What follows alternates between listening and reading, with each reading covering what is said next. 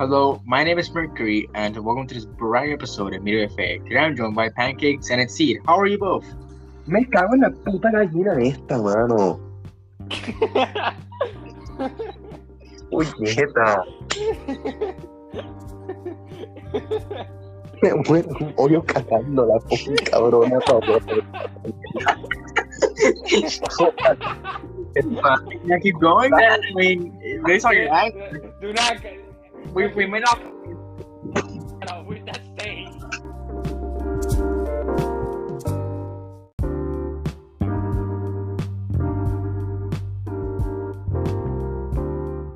So, I guess Pancakes isn't the best of state.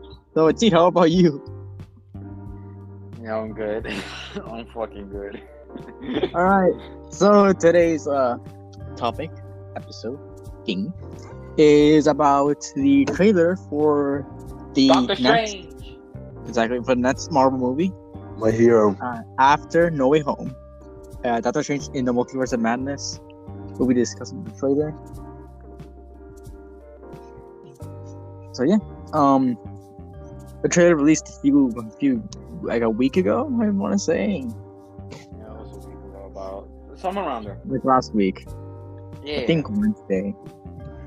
But yeah, there's a lot of stuff to talk about, definitely.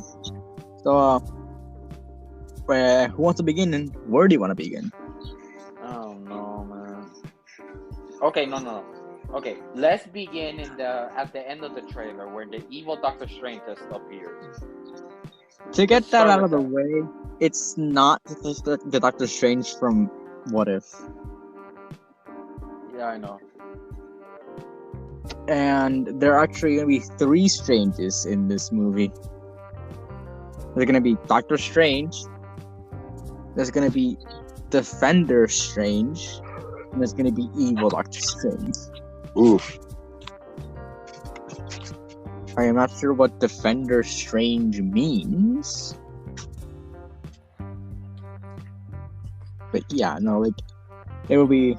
So that's 3 Strangers in one movie, and they will all serve their own roles. There will only be one that lets them off, however. Okay. So that's something. And, yeah, no. Okay, so... So basically, okay. Before you continue, I've seen a lot of memes on Instagram about comparing that Doctor Strange with Bully McGuire. I wouldn't say it's wrong to compare them to, but... Like, The Doctor Strange that looked like messed up. Is that the same variant from like that one What If episode? It's not that variant. It's not that variant. Okay. It's another variant. Oh boy. So yeah, these are 2 other Strange variants. This is the first time we're gonna see variants in live action. Yeah.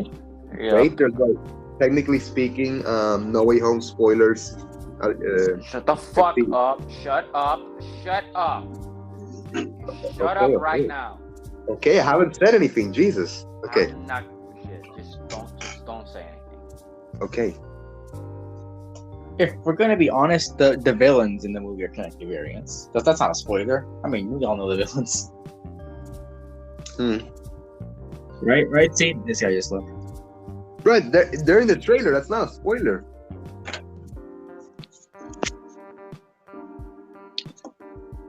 I mean, you can't really talk to him. He's gone. Anyways, for the audience, he doesn't watch the movie. But yeah, no, the villains in the movie are technically variants because they're not. And that's not a spoiler because they're in the trailer. Yeah. They are variants because they come back to their universe and they're alive. I mean, they're alive. Yes, they're alive. But you know, like. So and they verge off on the path. Like, oh yeah, they Let's not talk about No Way Home. They exit their events, right? They exit their universes, and then then they're alive. They exit they had to at that point because in the trailer, Doc Ock says that they're fighting ghosts. And they die and they're gone, so they didn't die. So they're variants because they're experiencing another part of the universe that they're not supposed to experience. What's really interesting is that the TVA didn't interfere in any of those events. So Mm-hmm. So it might be that I'm pretty sure that it's my theory that every universe has a designated TVA agency, like a different department for every universe. Because and the one we visited is the TVA from the Marvel universe. So yes, it would make the TVA the same entity as the comic one, but it's just a different department for the MCU, and then the MCU department gets taken over by Kang, as we see in the series of Loki, which is probably why Kang is That's actually good. That's such a good reason. Like it's being taken over by Kang, and Kang is a variant, so he's not gonna get in the way of variants.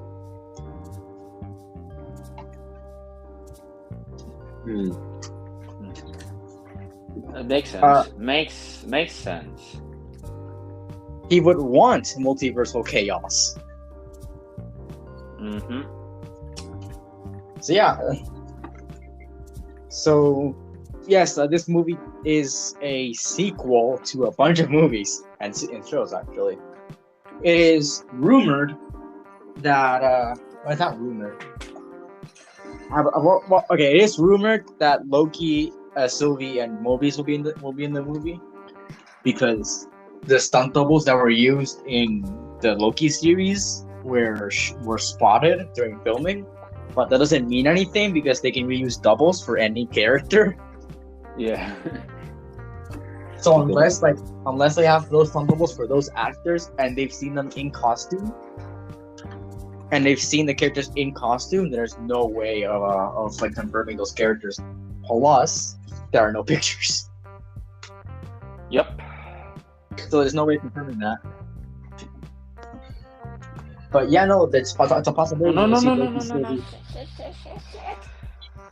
It's a possibility we will see Loki, Sylvie, and Mobius in the movie. We will obviously see Wanda, but this is apparently a sequel to WandaVision that ignores WandaVision. Yep. They do mention the situation in Westview on the trailer, though. Yeah, but they're like, Wanda's like, I've been a terrible person. It's like, and then she's like, nah. What do you mean, Westview? What do you mean Disney Plus? Get that shit out of here. Exactly. I need you in the multiverse. This guy, you see, these people have messed up the universe so bad that I had to deal with it. I need your help. Yeah, exactly. So this, like I was gonna say, this movie is a sequel to Doctor Strange, Avengers Endgame.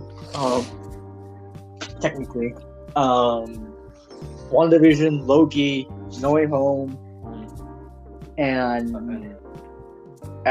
What If. Yeah. Yeah. So there's some homework to do.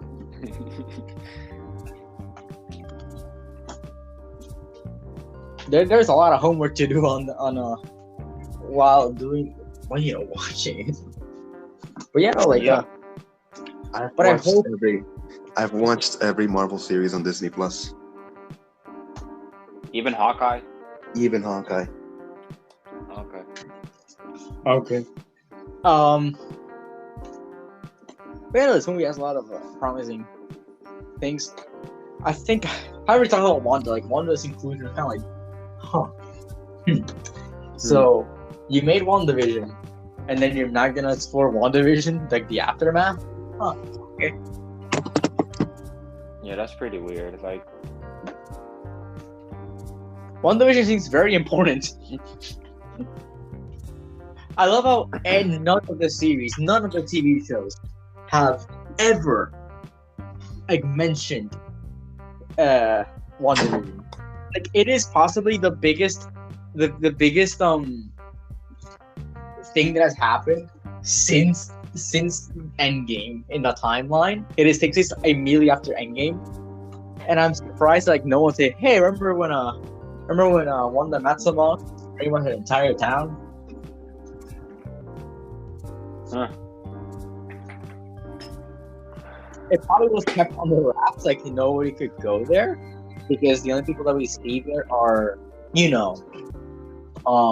government agents. They probably been quarantined, not think about it, but the Strange knows about it. So nobody talks about it. I don't know if it's like taboo. Like you don't talk about Westview. Westview never happened. Period. Westview never happened. Exactly. Doctor Strange mind wiped them to forget about Westview. Yeah, I guess. The fuck. But so yeah, Wanda's just kind of weird. Also, what in the trailer I saw, Doctor Strange kind of used chaos magic. That's pretty interesting. Also, Wanda got a new suit. Oh yeah. She fixed. Yeah, it does look different from the one she got on WandaVision. It has speeds. It does have.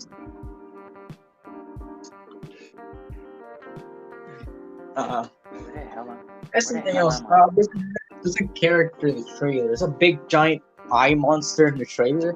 People think that is an elder god called Shumagorath. It's not. It is a giant sea monster by the name of Gargantos, who is a villain of Namor the Submariner.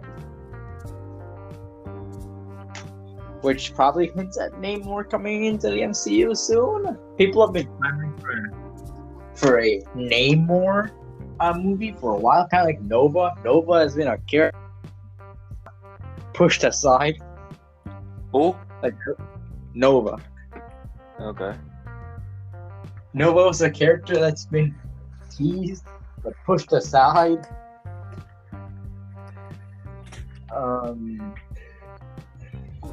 There's gonna be a movie about him, but then I think they canceled the movie, or they haven't made the movie yet. There's no business that well. Just for Nova, and now we have a Namor villain that has no business being Doctor Strange, Gargantos, a giant sea monster that's just an eye.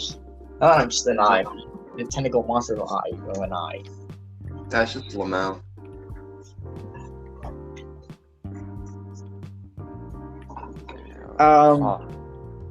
But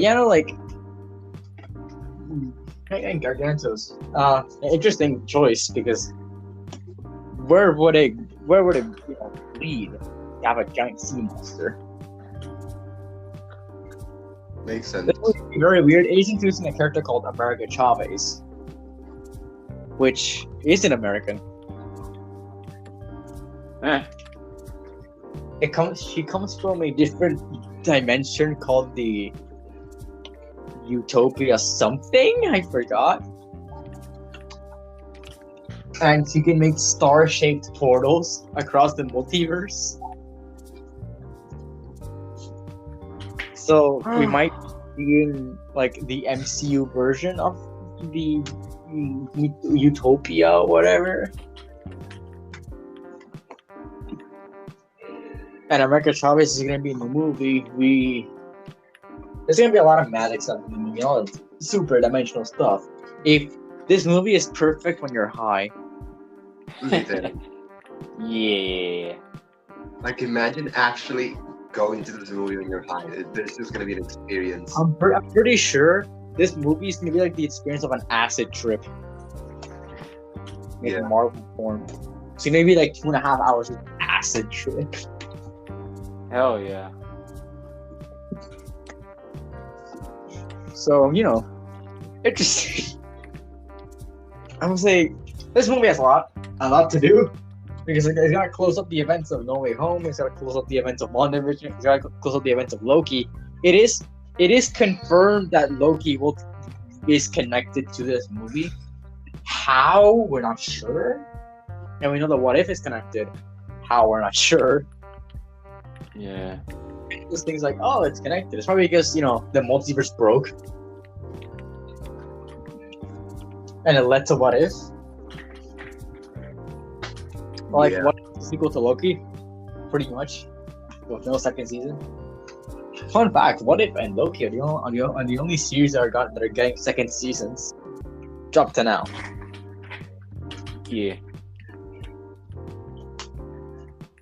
And that's the one I feel like really deserve a second season. Like, Falcon Winter Soldier told a pretty good story. WandaVision, like, a pretty complete story. WandaVision did as well. And Hawkeye also told a pretty complete story. And I think I think every other series will have one season only. What I'm really interested in is that maybe at the end we will see. I'm spitballing here, but Moon Knight is coming to the MCU in his own series next year, probably early next year, and I'm interested to see if he will show up in like a post-credit scene. Because I imagine that the series is gonna come out before Doctor Strange, so it'd be kind of cool to see a teased Moon Knight. Because in the comics, Moon Knight and Doctor Strange are part of a team called the Midnight Suns, Okay. along with Morbius and I'm pretty sure Blade, Black Knight. They're all pretty much coming to the MCU. Morbius, we're not too sure. Morbius seems to be in the MCU, but not Morbius. Morbius is part of the Midnight Suns, but we're not sure about it. About Morbius. So yeah, like there are members in the MCU. There are members of the Midnight Suns in the MCU. It's just like it's pretty much just a Magic Avengers. That's like the best. It's a Magic Avengers. Sorcery Avengers, basically. It's like gods and like people enhanced by gods and magic and all that stuff. I would like to see something like that. Yeah, hell yeah. Black Knight is a character in Eternals. Blade appeared at the end of Eternals, and like in the post-credit scene, and he's gonna get his own movie. And then there's Moon Knight, who's getting his own series. Like they're probably setting up a Midnight Suns. I don't know if Midnight Suns movie. Maybe a movie would be nice.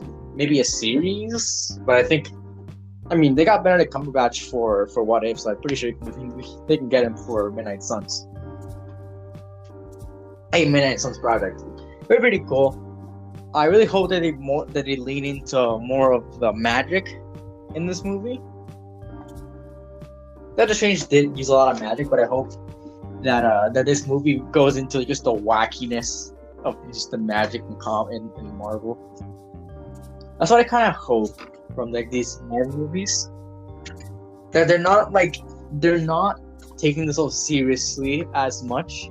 Like they're serious movies and they have serious plots and stuff, but they use the comics and they're being goofy about it. It's like this doesn't make as much sense. Oh my god, look, it's an Exceed variant. I don't think it. I think they're both Exceed variants are mute. But anyways, so yeah, we're gonna see more of them.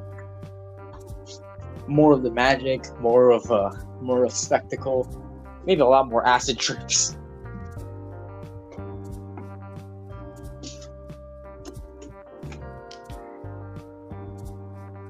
It seems to keep on joining and leaving. So sad. Yeah, I'm back.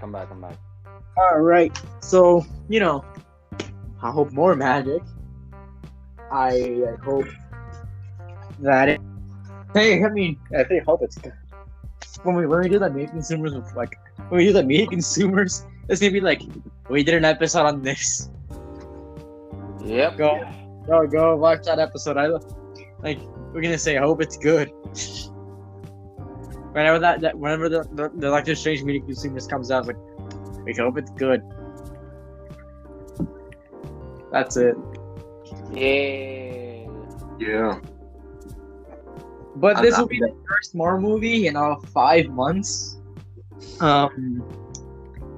So we'll be going without Marvel content for a while because nothing has been announced for January to April. I hope series, like a series, like just 1-2 series. I think that's enough space for 2 series. We know we're getting Miss Marvel in summer. I hope Moon Knight is the first series of 2022. I really want Moon Knight just to come out. Jesus Christ. I think you're very excited for Moon. Yeah, no. Moon Knight is just intense. I've been waiting for a Moon Knight, for something about Moon Knight since Infinity War came out. Just anything about Moon Knight since 2018. So I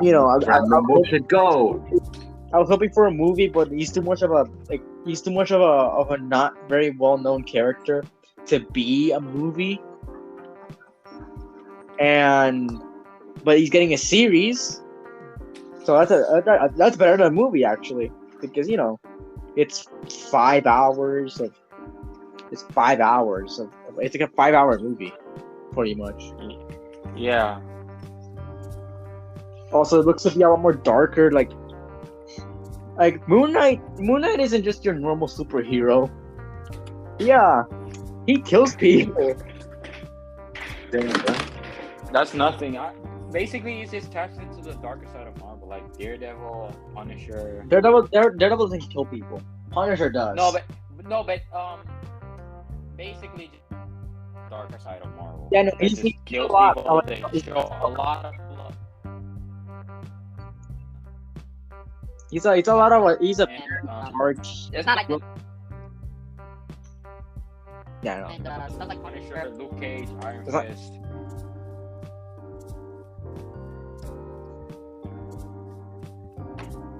Yeah, those characters. I mean, in the comics, Luke Cage is called the Power Man. Like that's goofy, but Moon Knight has always been like a dark character, and the series looks to be very dark. He has a multi-personality disorder. He's such an interesting hero, and I can't wait for a series. And he has ties with the Midnight Suns, so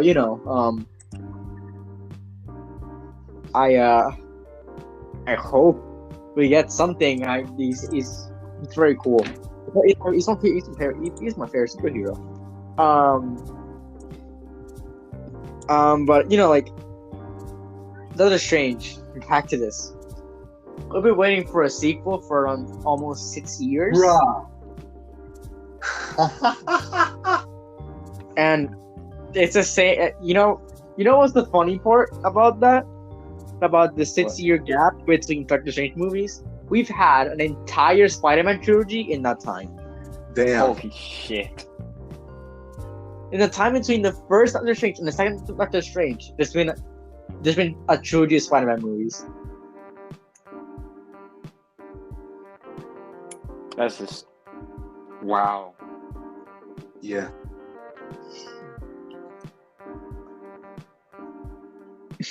Yes. So, between that time, we had 2 Avengers movies. okay. Between that time, the Infinity Saga ended. Since Doctor Strange came out, you got things like the fuck is that? The fucking okay, never mind. We got Thor Ragnarok. We got Black Panther. We got Thor Ragnarok, Black Panther. We got the Spider-Man trilogy. 1, 2, 3, 4, 5. Infinity War, Ant-Man and the Wasp. 5 Marvel series. Yeah. Let's see what else. We got Black Widow.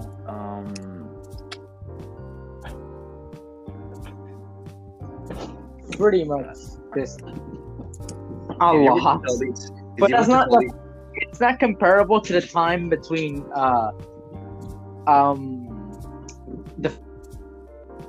the second Guardians and the third Guardians, which is the same time, but it is actually 6 years instead of almost 6 years, because the second Guardians came out in May of 2017. The third Guardians is coming out in May 2023. Damn. So, Alright. if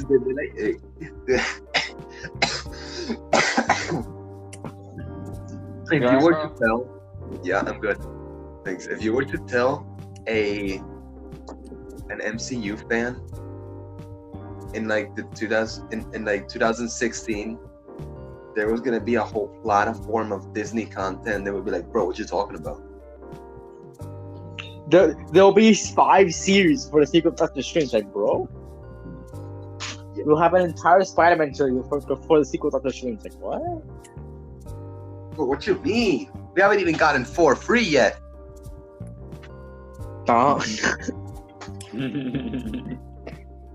we will see an entire saga end in between that time, like, bro. Yeah, no, because Doctor Strange is kind of like the midpoint of Phase 4, because Phase 4 is reportedly ending in 2023. If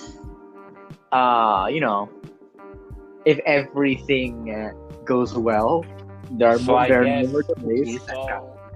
Okay, so Phase 4 ends in 2023. I guess. The last They're gonna- the last movie in Phase 4 right now is Ant-Man the Wasp: Quantumania, which comes out in July of 2023. I thought it was gonna be like an Avengers movie, like Avengers Kang Dynasty, something like that. Nope, we are not getting an Avengers movie until, I don't know. We're technically setting up like the next 3 phases. Lol. We are making the Kang arc right now, but we already started with Kang. I'll be honest here, but we could probably get an Avengers, like maybe new Avengers. We're going up against Kang or something. Yeah. But we're gonna deal with Kang and Ant-Man the Wasp 3. Something that Pancakes here couldn't believe. I love that expression, like when Pancakes, when you found out that Kang will be the main villain of Ant-Man 3. What?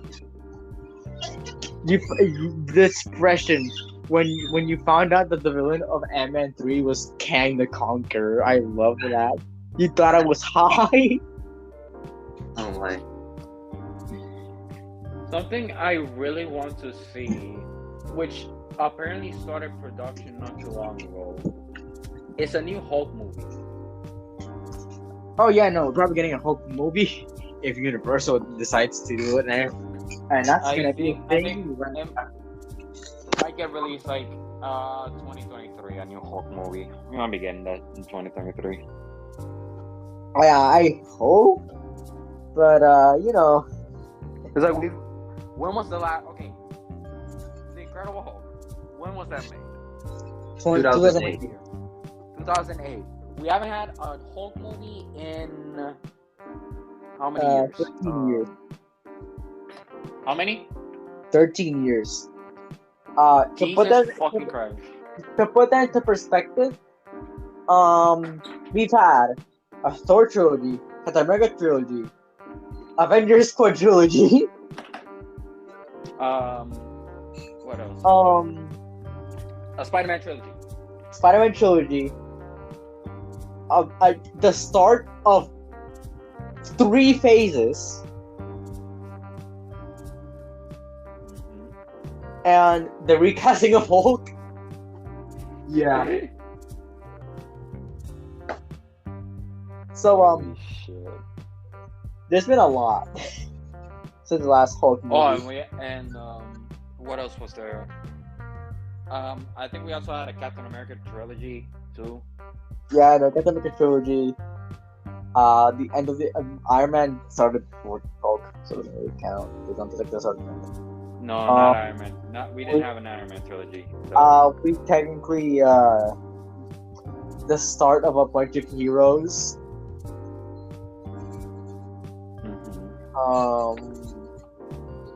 You know, like literal world-ending events. The death of Tony Stark. Like everything. And I love how like only now we're getting something about Hulk. We're getting the She-Hulk series. Damn. Which is coming out next year as well. But yeah, like there's been a lot since those movies, but you know, let's not dwell on that. Doctor Strange looks amazing. I think we can all agree on that. Yep. The CGI looks a lot more finished than No Way Home. That's a complaint I have about No Way Home, that the CGI kind of looks unfinished at some parts, but this looks visually impressive. There are so many things here. I hope we see a lot more variants of people that we usually don't, that we don't really care about.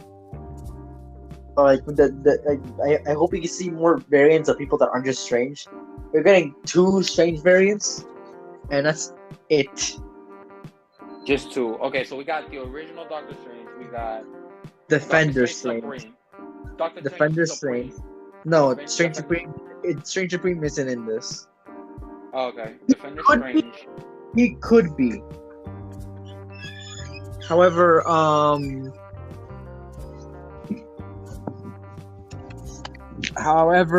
he's not confirmed. Okay. And we have Defender Strange and Evil Strange. Yep. And that's really it. Also, just to point something out, in the trailer, like, the reality is being erased pretty much. It's the exact same way it's being erased in What If. Like, the exact same way. It's like turning into ink. Which is cool because, you know, it's like comics. It's ink. That's a cool touch of detail. Yeah. So, I mean, they're pulling a lot from What If. So, it seems like the universe is being it's just kind of revolved around the series.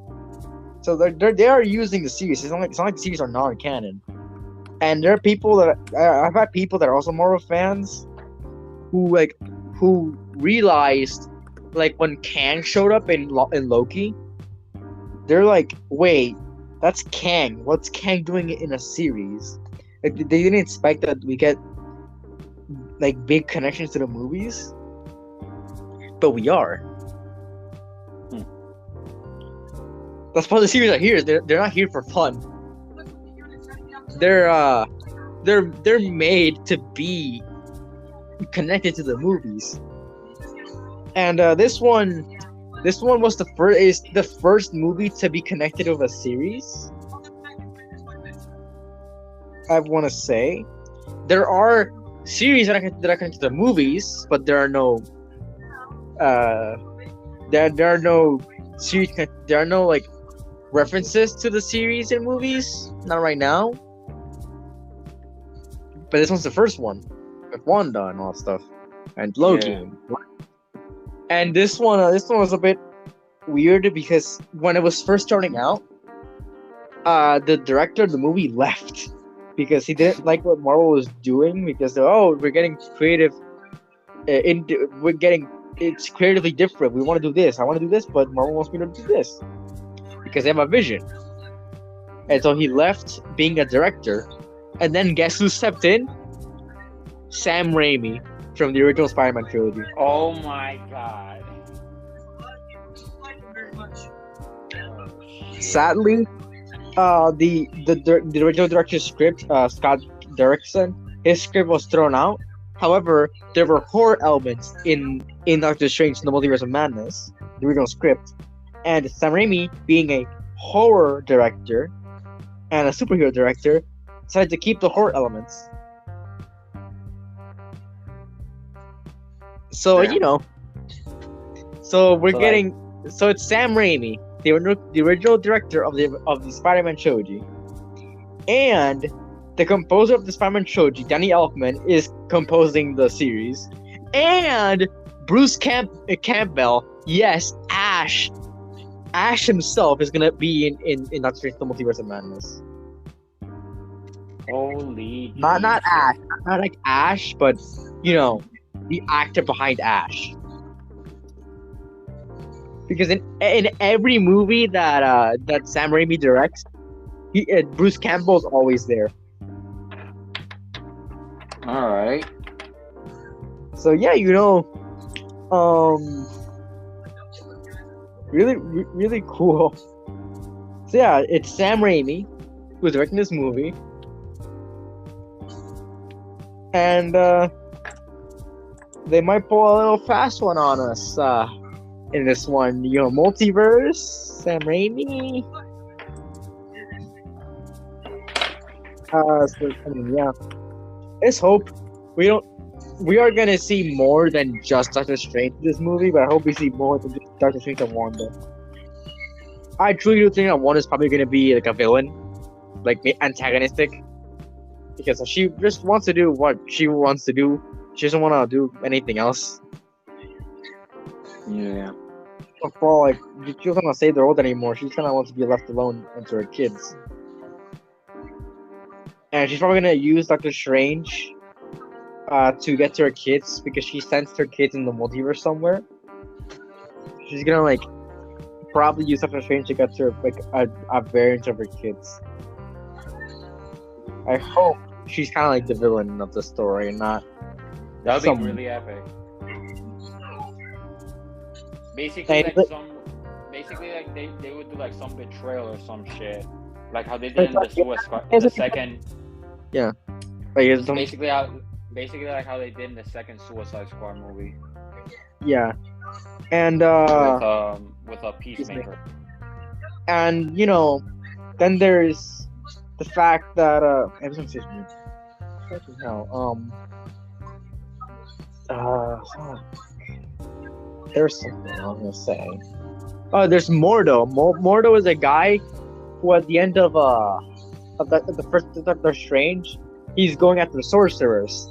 Now he kind of has a reason to go after sorcerers because he could be go after. He probably knows about Westview, and he's going after Wanda for what she did. Yeah.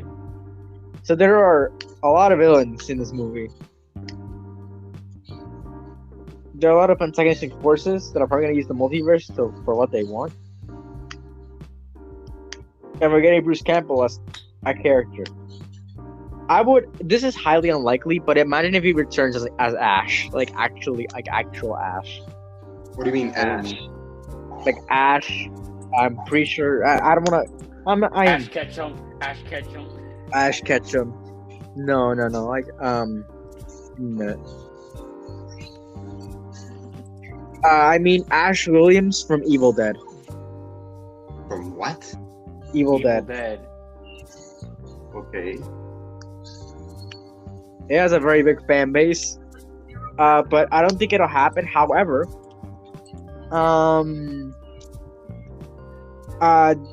technically, Ash Williams has crossed over with Marvel before. In the original Marvel Zombies comics, the Necronomicon from the Evil Dead universe is what made the virus. Awesome. So it'd be kind of cool to see maybe Ash Williams, but that's not gonna happen. But imagine if it is, and I think everyone would flip in that cinema. But what's really saddening to me is that the trailer only has like 20 million views on Marvel's own channel, which doesn't really make enough promise for me. Like maybe I don't know. I hope it doesn't flop. It is our first. No Way Home is our first like sequel, and it is making a lot of money. It just passed $1 billion. But I hope that Doctor Strange will be a movie. Those movies like Shang-Chi and Black Widow and Eternals, they're barely making $500 million. Like Black Widow only earned, Black Widow is like the highest earning if we count streaming. If we don't, it's the lowest earning.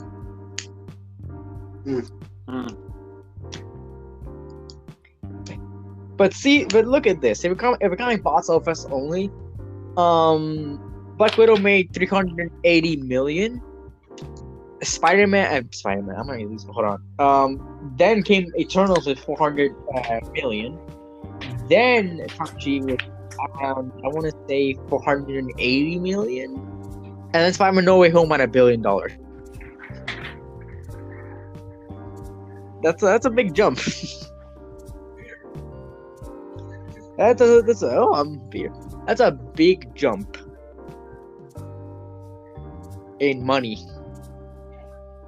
Anyways, I don't think Eternals deserves to have that $400 million.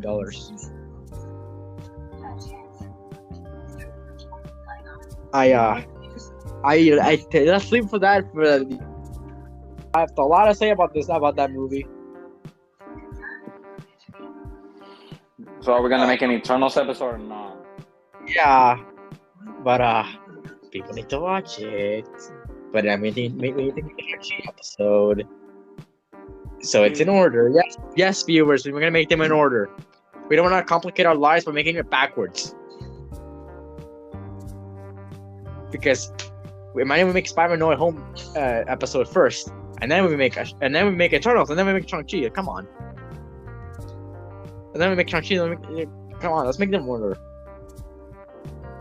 Anyways, so yeah. I hope it's good. I mean, we all hope it's good. I hope it introduces a lot more concepts into the series. I mean movie.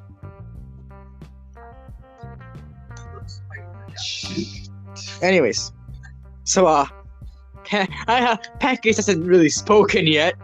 So yeah, no, you just lost me, bro. I mean, I lost you where? Okay. Oh, no. Let me say something. First of all, I can hear your PS5, dickhead. That's not mine. No, I'm talking to Pancakes. I mean, I don't know. I think that's his PS5 that is on. I don't know. What game are you doing? He's definitely playing Security Breach. Okay, then that's not me. Probably. Oh, if you're Spider-Man, it's me. Wait, before we continue, expect an episode for now. The whole franchise. Expect an episode on that.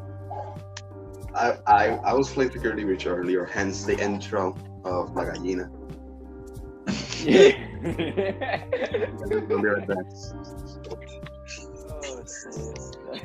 That's a good way to enter an episode. You know to do it. Imagine like the retarded episode just.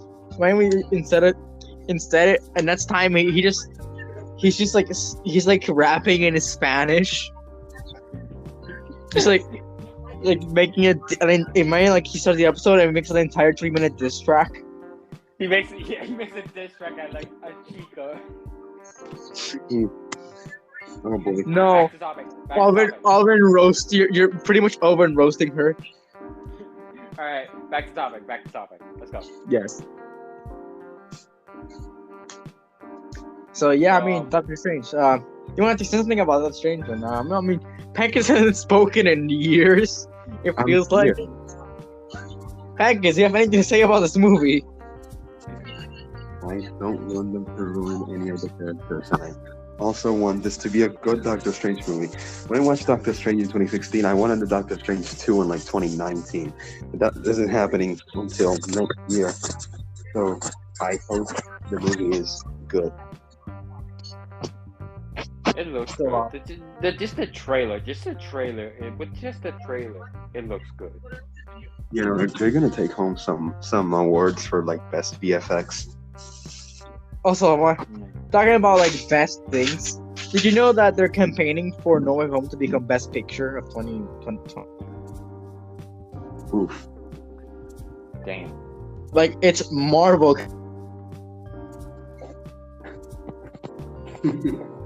I mean, let's look at the Oscars, man. So just saying. Doctor Strange. I mean, could be the best movie of 2020, 2022. Could be the worst. I don't think so. None of the Marvel movies have been like the worst. None of the Marvel movies are like insulting to me, except Eternals. Eternals is the one exception to being it's insulting. It's that bad. It is. It's coming out Plus on my birthday. Oh yeah. And here I thought Thor 2 was bad. Oh my god. You want a bad movie? You want to ruin your evening. For 2 hours and 30 minutes, watch Eternals. You want to make yourself suffer? Watch Eternals.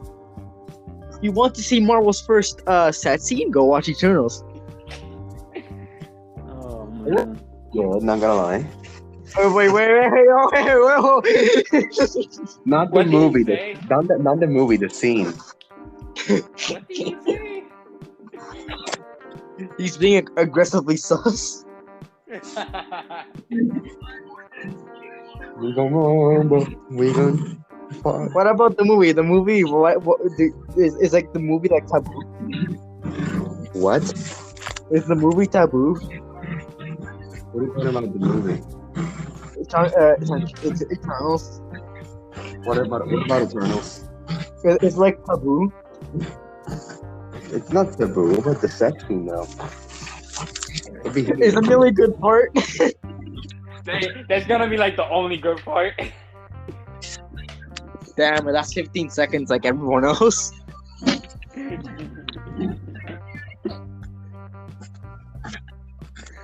So, Eternals. That's the only movie that's insulting to my existence. The only Marvel movie I say, the only Marvel movie, when I go through the marathon again, when I guess all the 2020 movies, all the 2021 movies are in Disney Plus, or all the things on Disney Plus, including Incredible Hulk, Spider-Man movies, and all that, if they're all on Disney Plus by next year, I will actively skip this movie. I will most likely skip this movie.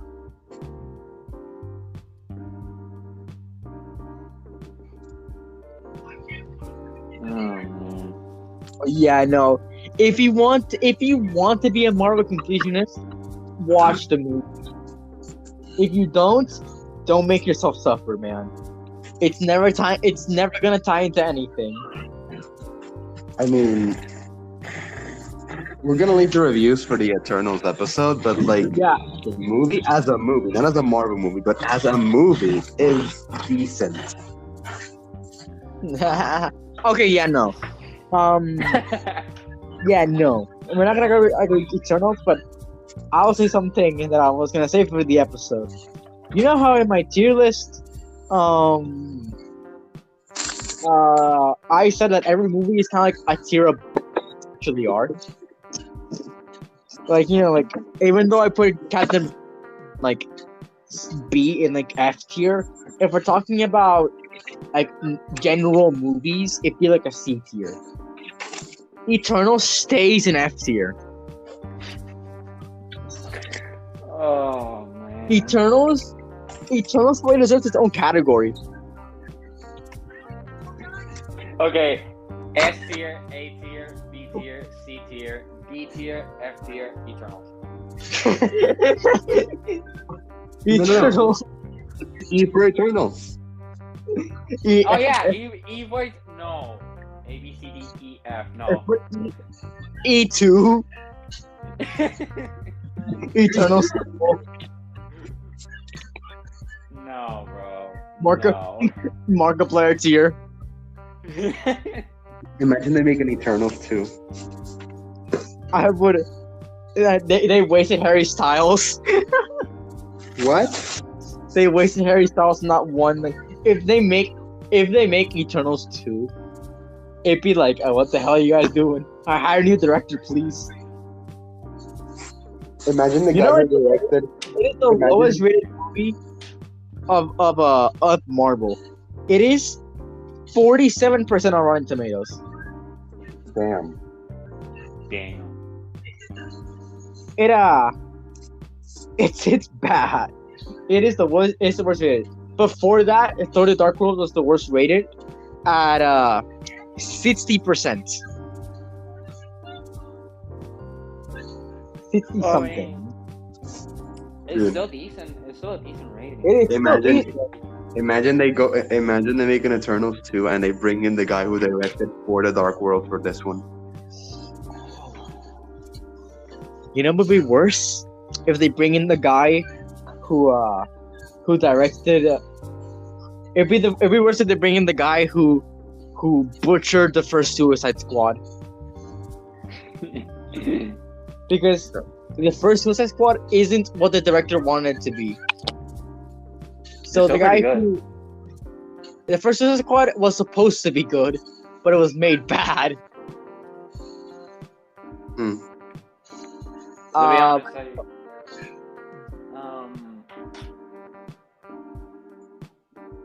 You didn't mind the movie, okay?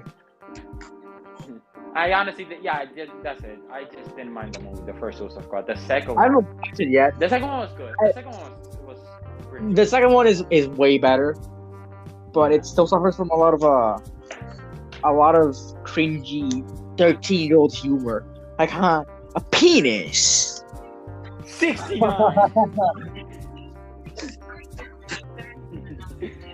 It's a lot of like a penis shit. A lot of like They gross. Oh, man. But you know, like, yeah, this is Doctor Strange. I was like, yeah, no, like, it. Hope nothing can suck as hard as Eternals. The hell, bro. But nothing is as bad as Eternals, and nothing will be as bad as Eternals.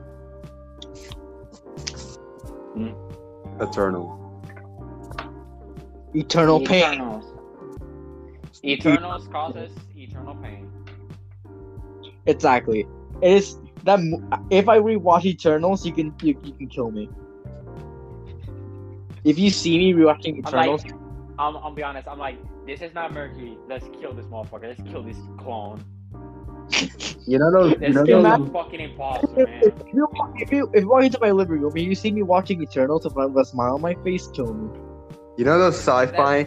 You know those sci-fi settings when there's like a guy who cloned one of the people and they just don't notice, but then something gives them away instantly.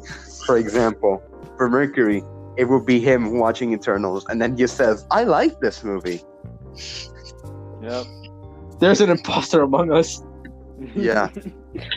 among the us.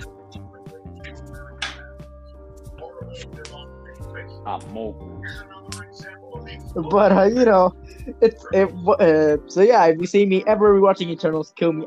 Okay, fine. I'll probably rewatch it to see how bad it is. If it is as bad as I thought, then I'll never rewatch it again. Because I had the unfortunate of watching Captain Marvel and Thor 2 again. Because I'm not. Wasn't bad. It wasn't that bad. In my opinion, it wasn't that bad.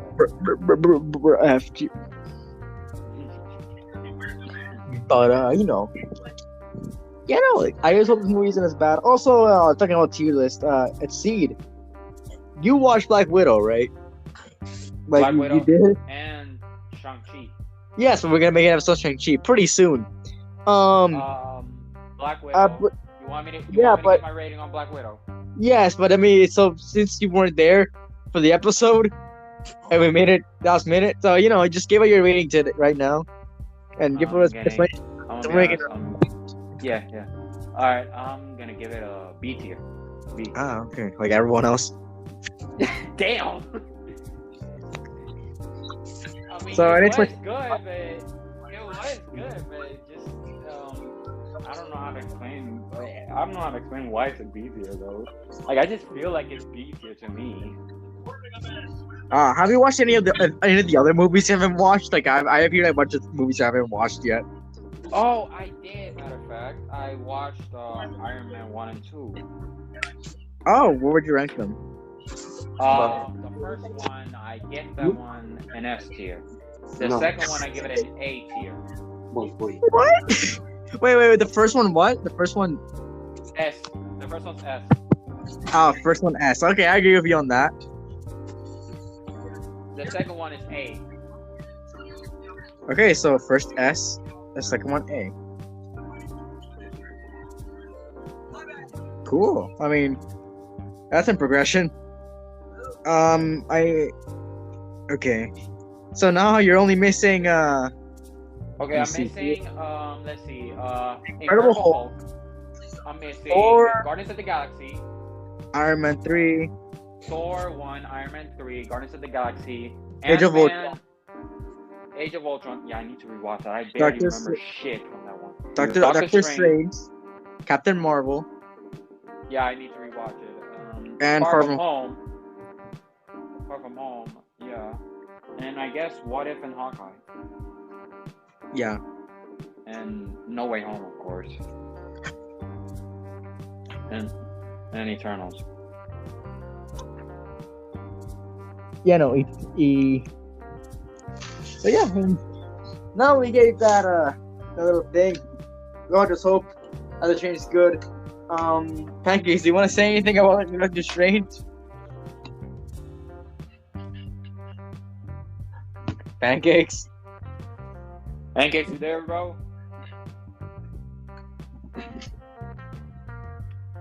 The fuck happened to him?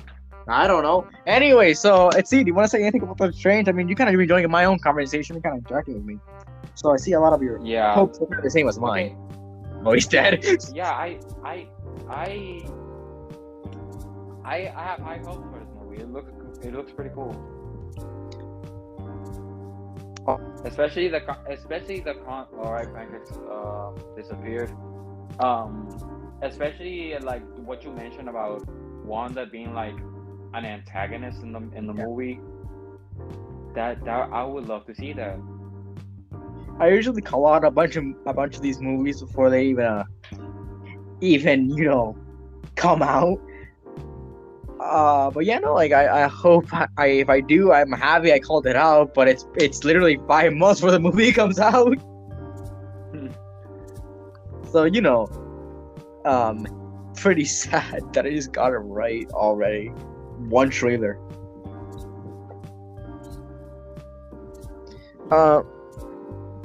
So yeah, I mean, he's Pancakes isn't here yet, so we're gonna.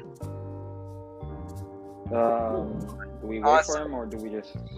I mean, that's why I isn't even here yet. He should be here. So I don't think he's gonna come back. So I guess that's really it.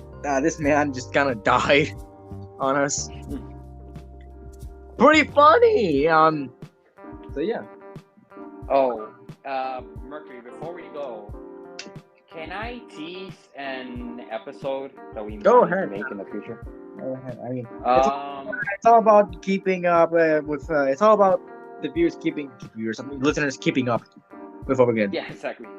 So I did tease a FNAF franchise episode. Now, I want to tease an episode that might be very special and might be, depending on how we perform, might be my favorite episode. Anyway, and it's gonna be hosted by none other than me. And Mercury, you already know what I'm talking about. Yeah, exactly. And expect a returning member of our podcast that we haven't seen in a long time either. Of course, yes. I'm not gonna mention what the topic is about, but it is something that we're gonna start talking about that we were planning on for months. Technically, almost a year since Yeah, this exactly. podcast. It's one of those topics we have covered it on Media Consumers. However, there hasn't been an episode about it. Exactly. So you have to. I mean, you kind of have to rule out some. You have to go through the Media Consumers lore to find out which ones we're going What with. we're talking about. Yeah, We're exactly. talking I know what about we're the talking topic. But I can't say who's gonna be joining. So for those who have missed Akira, last appearance was obviously episode 52. about. Is that the Among Us episode? Yes. Damn. So he will be returning for that episode. Yeah, exactly. Ladies and gentlemen, Akira will be coming back for the episode that I just teased. So Hosted by none other than me. It's Of gonna be course. us two. I really enjoy when people want to do more episodes of themselves, because this podcast isn't just for me to say stuff I want to say and people are just kind of coming in like, oh, we're also fans of this. But I kind of want people like to bring in their own fandoms into the podcast. So Exactly. I don't want it to be just my podcast and a bunch of people. I want to be like everyone's podcast. We're communists Exactly. here. Okay, so how many hosts have there been in the podcast so far? We have Technically- you, we have Pancakes, we have Train Train. is Haven't and- seen that motherfucker in a long time. exactly, but he has said he will come back. So He has. What's up, this Train? Go ahead. I mean, he will come back at some point. I always come back. Not you, bro. We're talking about Train, not you. So yeah, I mean But- Pancakes, have you missed it? Exceed teased is a new episode. We will not discuss which one it is because we kind of want to leave a surprise, but a new episode is coming. Yeah, And the new episode is coming. That it will be hosted by me, joined by a member who has not returned in a long time, Akira. And yeah, it's gonna be about a topic that we never talked about. We planned almost a year for this topic, but we never really gave any suggestions about it. I already gave my suggestion, and Mercury accepted it.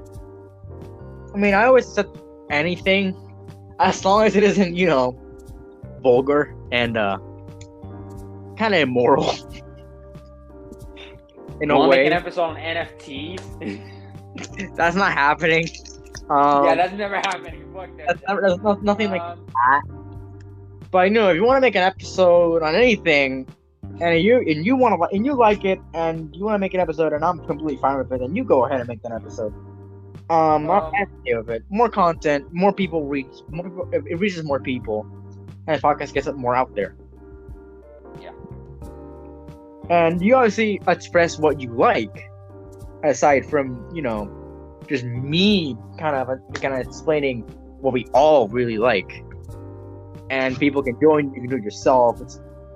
That's what this podcast is all about. So that's why I'm really supportive of this.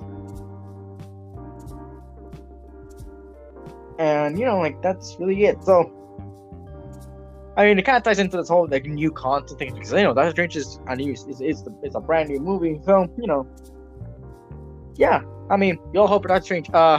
Pancakes, before we really leave, because this episode has somehow gone on for longer than I actually expected. Yeah. So Pancakes, what Yeah. do you hope for Doctor Strange? I hope that they do not ruin Doctor Strange's character, that they handle the variant well, and that they make this a good movie overall. All right. I am pretty sure you heard that before, but I'm the memory of a goldfish. Anyways, so that's our kind of long rant about Doctor Strange. My long rant about Doctor Strange, but very enjoyable. I think much more enjoyable than D3. But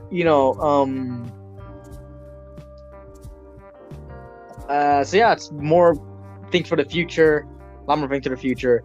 Really enjoyed that. PSA technically. So yeah. That's it. So Pancakes We're and done? Exceed. Say goodbyes. Goodbye, Goodbye. everybody. And we hope you enjoyed. And goodbye. We'll see. Maybe we will. I hope you hear us in the next one. Okay, next one is gonna be Shang-Chi coming up. Maybe today. Maybe tomorrow. I don't know. For you. So yeah. Yeah, goodbye. we might be in the move. We might have time for a double upload. I mean, yeah. We're double recording because we're recording this at Yeah, I know. somewhat. So So we're recording. 9. It's 9. I don't know, but whatever. So hey.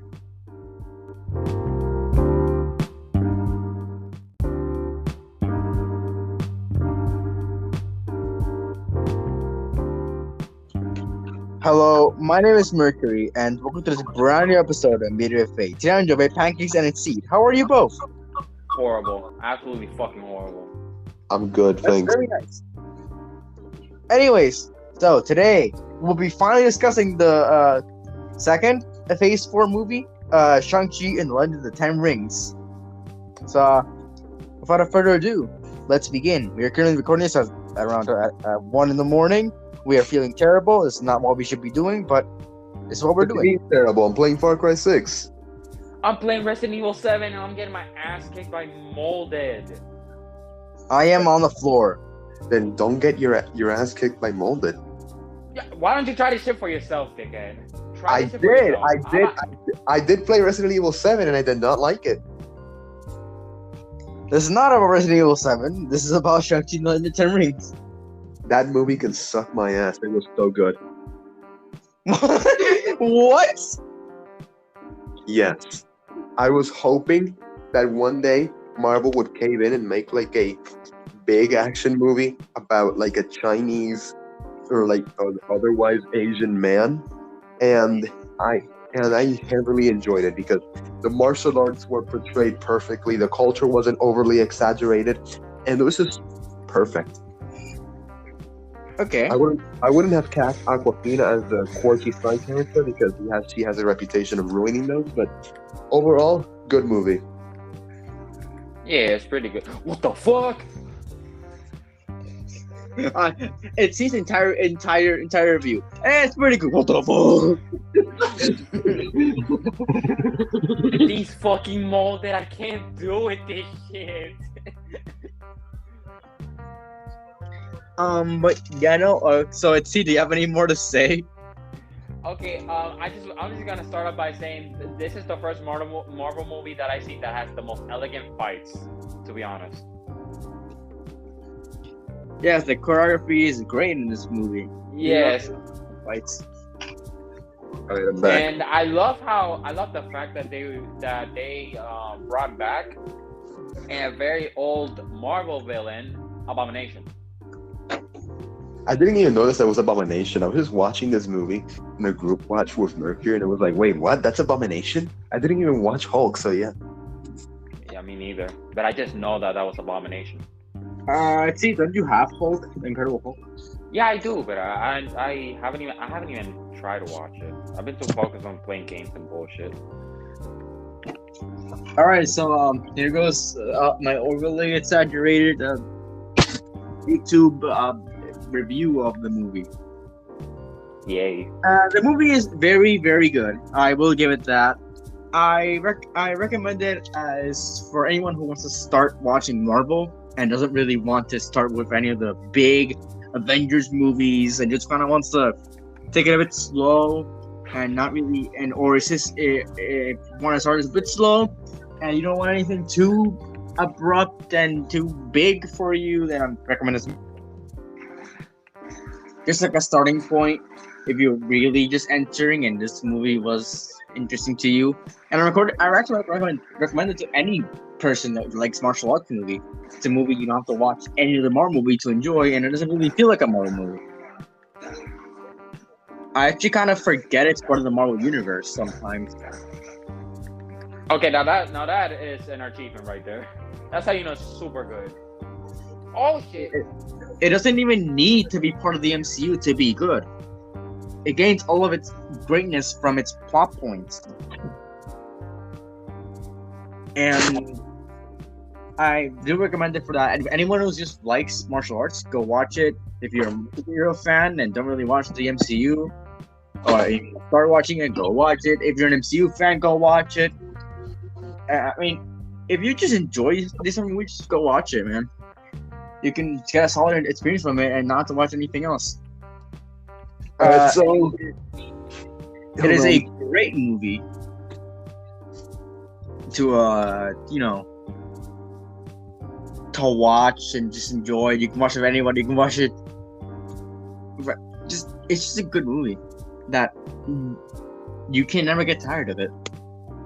Yeah. And there's not much to say. It's just really good. The characters are good. Everything is good. If you want to make a good production, you just steal from this. Steal the points from this movie.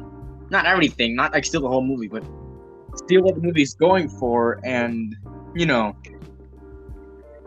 just make it good.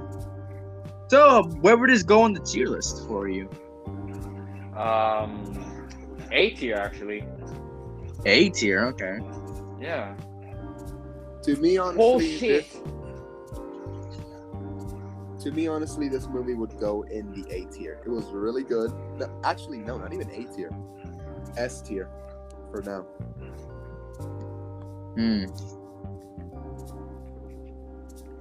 Hold on. Let me give my honest review of the movie for a moment. Like, I feel didn't give enough information on the first go. Hold on. So, to show my respects for this movie, I wrote a comprehensive review of the movie itself, and I also liked the way that each element of the movie, including the martial arts, the culture, and the actors, were represented.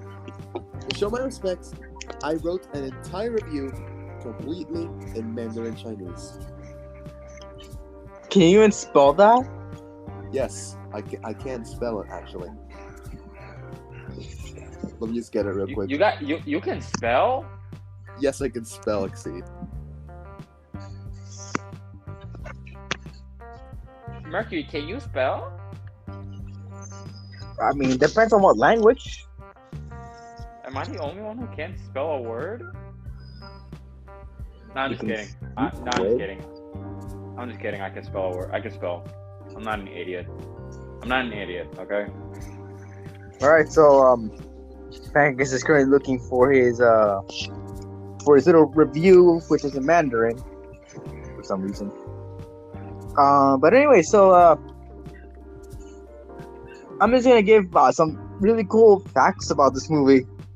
At the end of the movie, in this post-credit scene, we see Bruce Banner in Captain Marvel. Yes, Captain Marvel is actually in a new suit.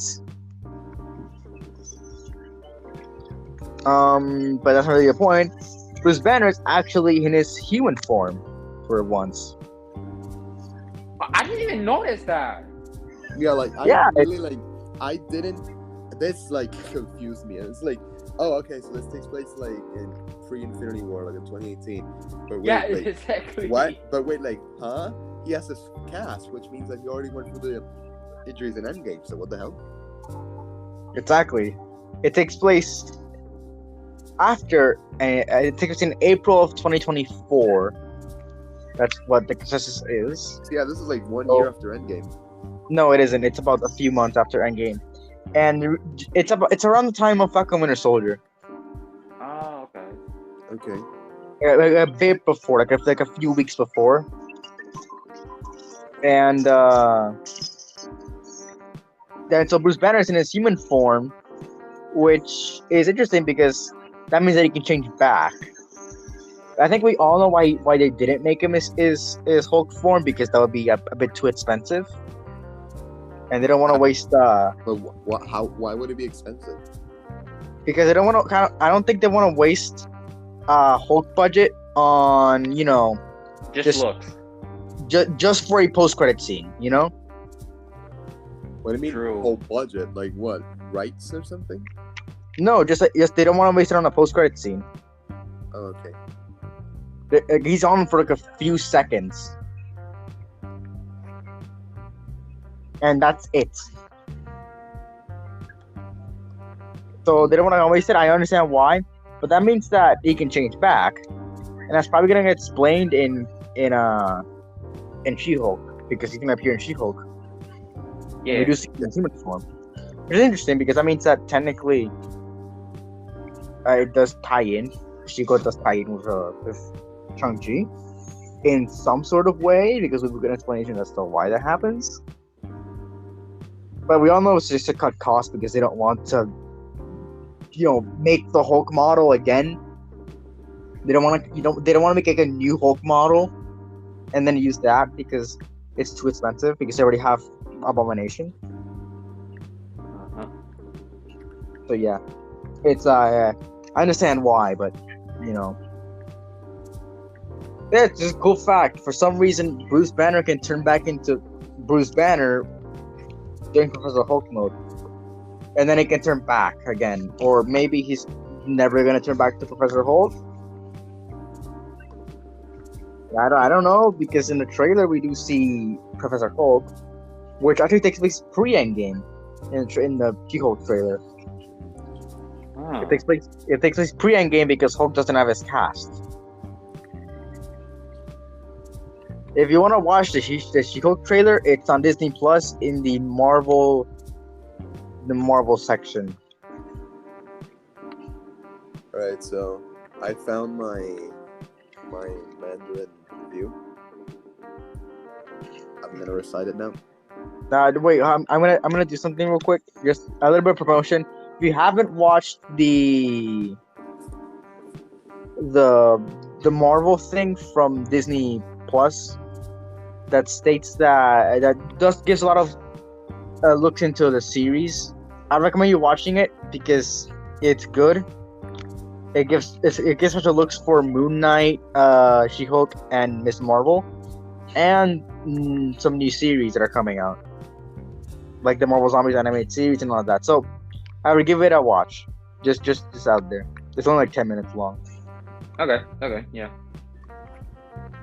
Alright. Yeah, now you can say your review. Okay, here we go. I gotta stand up for this shit. Jesus Christ. Okay. 这部电影声很好，我现在是欣赏了这部电影的生活的这故事的描写，相近的方式并描述出看的，这是许多学术在电影的作品方的收获。这部电影在描述了所包含的所有样子，从一而再是电影的故事的倡议有许多的心灵世界。That's the end of it.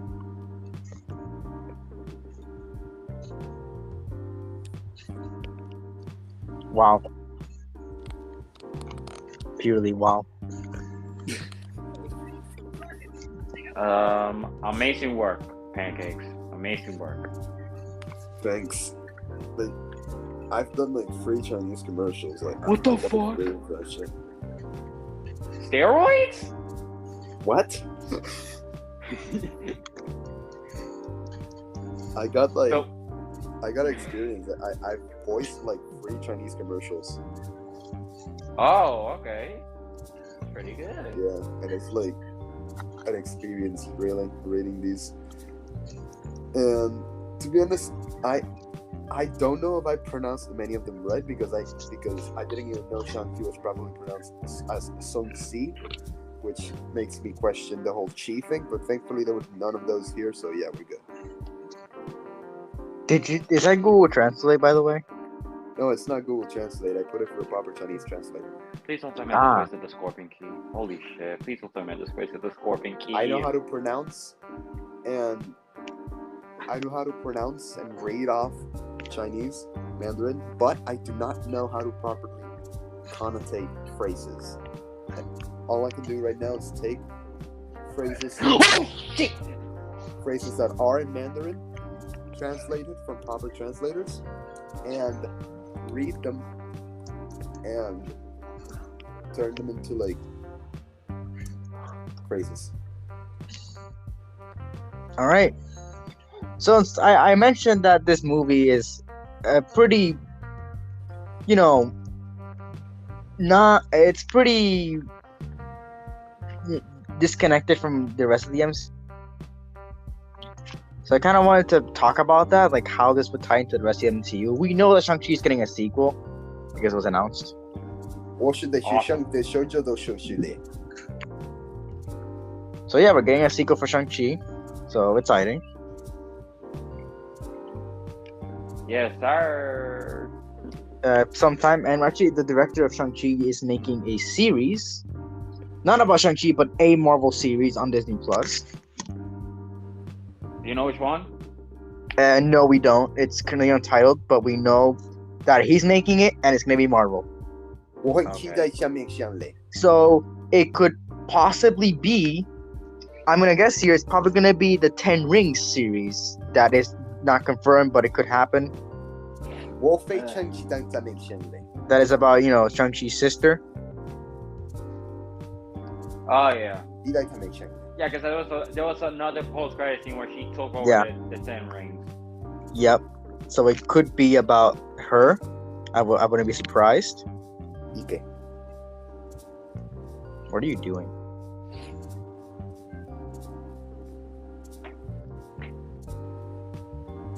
But yeah. 我 So 是说普通话。 Okay. So a cool Shang-Chi sequel could possibly involve the creator of the Ten Rings. This man shouldn't keep going with that. The creator of the Shang-Chi of the Shang-Chi. That's just Renwu. But the creator of the Ten Rings, that being Fin Fang Foom. 他的 Yeah. 姓张昭。 Yes, the creator of the Ten Rings is called Fin Fang Foom. He's an alien from outer space, and he's a villain. He's an Iron Man villain. He's like a giant. Why are you talking? 记不得什么？ But yeah, no, like there's a. So yeah, Fin Fang Foom is just a giant green alien dragon that made the Ten Rings. That are just kind of like they're actually rings for him. 记不起。什么 What? Pancakes, can you not speak in Mandarin? I'm sorry for any What? Mandarin folks out there. I don't know if Chinese people are listening to us. What did you do? Chinese people listening to us. Dude, just so you know, I am actually speaking proper Chinese phrases and not improper words. Letting them in the ground for the cloud. Oh, the dog head location. Let's go.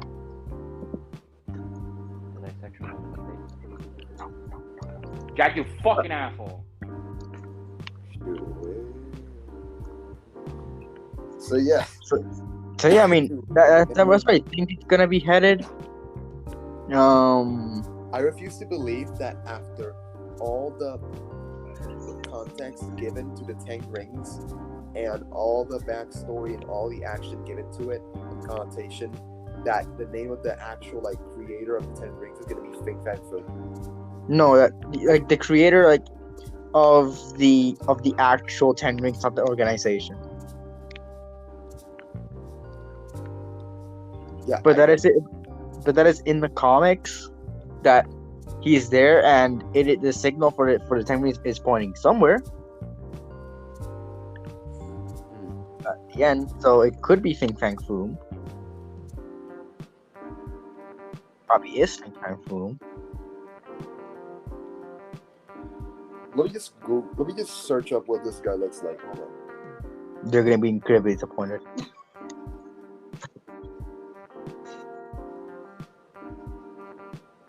Fin Fang Foom. Oh, what the hell? Yeah. I was kind of expecting a dragon dressed up one of those Voltron things, but really, this? Let's see. I hope Pank is gonna send you a picture of Fin Fang Foom and what Fin Fang Foom is. Alright, start the damn thing. There we go. Pick up the shotgun. And, I sent you the broke- picture, Exceed. I put the broken shotgun. I can't put the broken shotgun. The fuck. Oh yes, I I can. will Yes, I require can. you to put the shotgun down and look at the picture. Where my steroids at? What the fuck? That's what Alex Rodriguez said. Come on. Fuck, where did all my stuff go? Sorry for my excess coughs, people. Listeners. And as some of you may not know, I was recently diagnosed positive for COVID-19, but I am currently asymptomatic, so that is good. Yeah, what matters is that he's doing good. What? What matters is that you're doing good, man. Yeah. If you're doing good, then you can get through this. I believe in you. Then I can get what? You can get through it. Thank you, Exceed, for your causes. What the fuck is this security breach meme that you sent me? I don't want you to focus on the security breach meme. I want you to Yeah, focus so I'm on... seeing the picture right. I'm seeing the picture right now. And holy shit, what is this? Exactly. Like you're just expecting like a fully dressed up like Star Trek suit dragon, but then there's just this. Wow. Like I'm gonna tell you what exactly I was expecting. I was expecting like a anthropomorphic dragon dressed up in like a Star Trek suit in the art style of like a random Disney XD series, like Ultimate Spider-Man. Like he appeared for like one arc. Damn.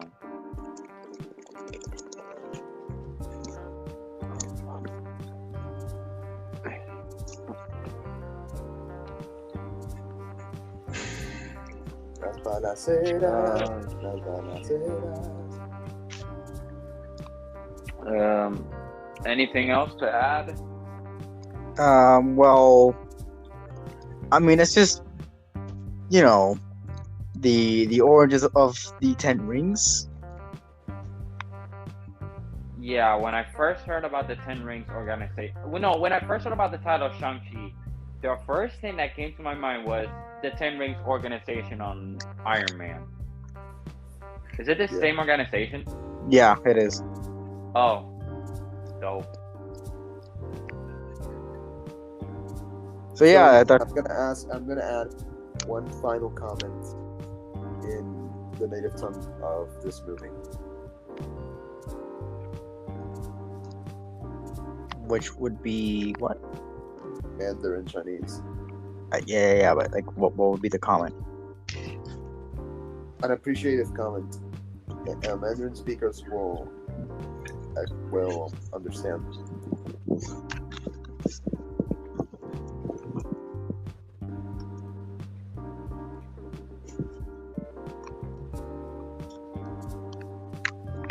Okay. 我是上面的相机，是上周能不能够的相机在内部。I think I mispronounced a word or two there, but yeah. You Okay, thank mispronounce you. the word, you're gonna get canceled now. No, but I still sound like the proper thing. Like, I really love that movie. I hope they make more Shang-Chi content in the future. That was Yes. They will, because Shang-Chi is one of the most critically appraised movies of Marvel. It's critically good, appraised. man. What? Yeah. Like, I was seeing a bunch of people rage on Twitter about it. Like, oh, you appropriated Asian culture. I was like, what? That's those people. What? That's those people. Damn, why you gotta hit about me like that?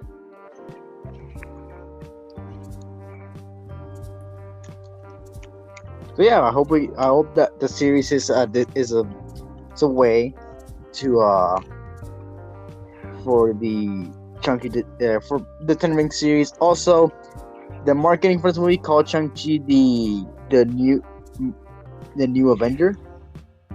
I'm dead. Ooh! like Shang-Chi is maybe like an Avenger, but the Avengers are already disbanded. That's, you know, it's just a marketing claim. Oh, shit. Open this fucking door. Give me the shotgun.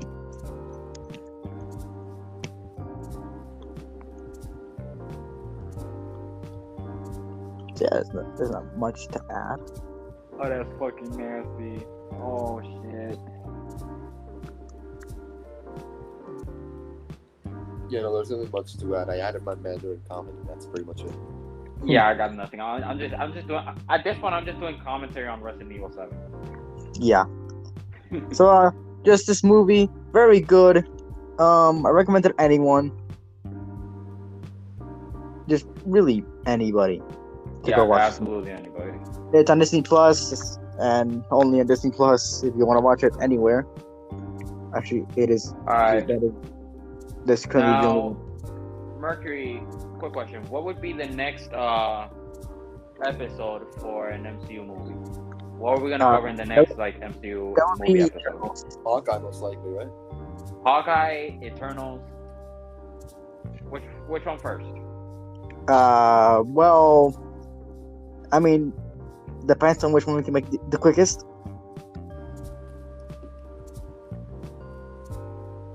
Alright, and yeah.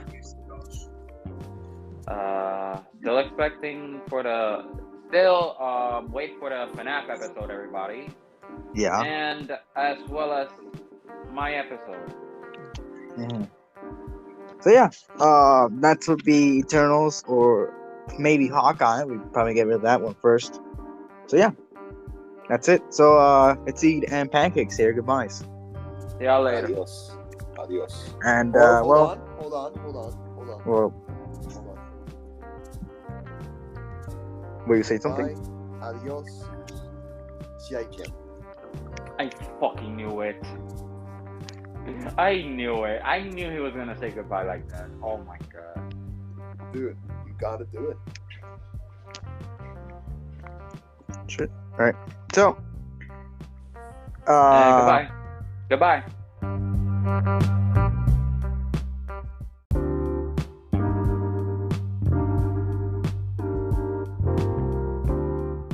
Pancakes has said his goodbyes in Mandarin. So I will say my goodbyes in a tongue that I know myself. It's called binary. 10010044. I don't even know binary. What do you mean 4? It's zeros and ones. That's something. Anyways, so I will say goodbye in encoded code by blinking. Anyways,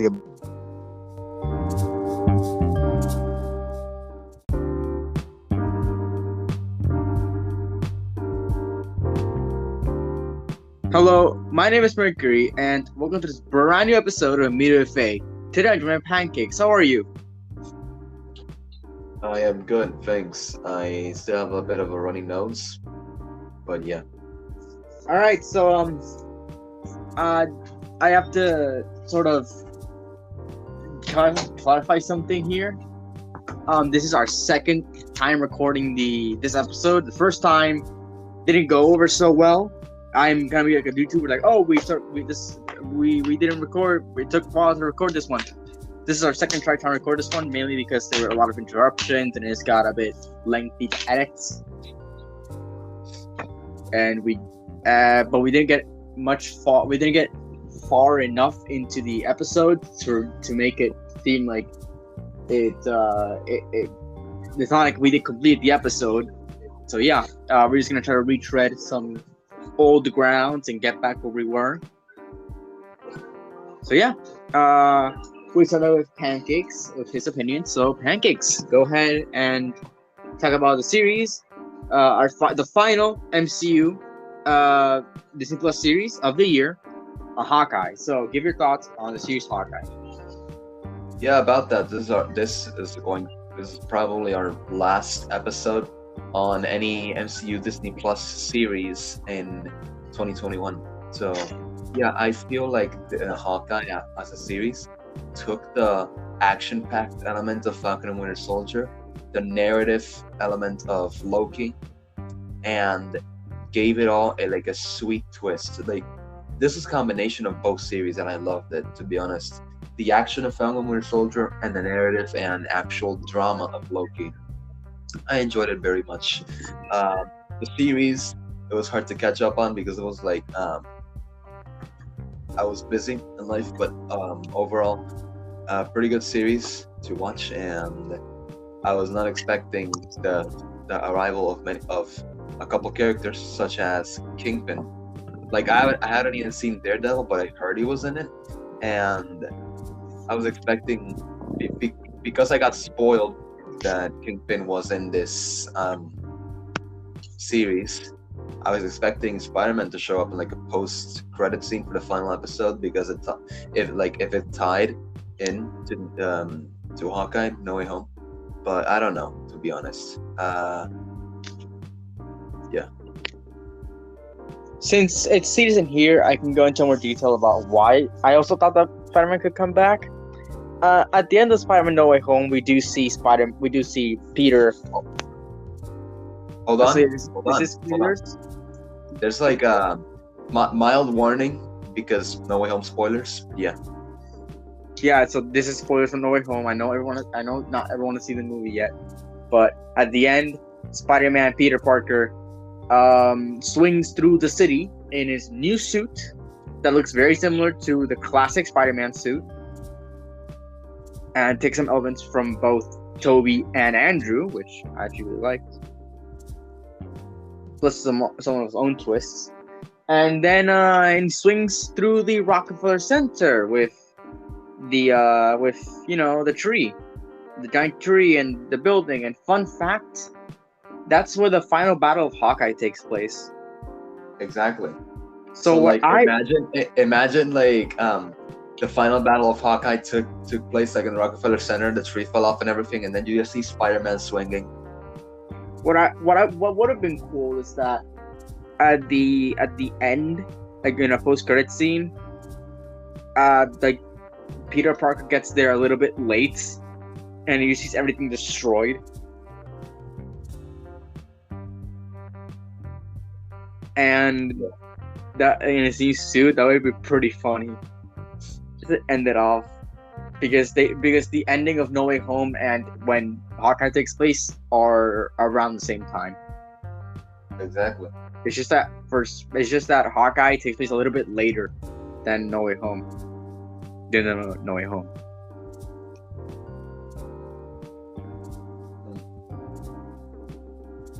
So, to be honest, I expected Spider-Man to show up when I heard about Kingpin, but nonetheless, it was a really good final battle, and it was more developed compared to other series such as Falcon and Winter Soldier.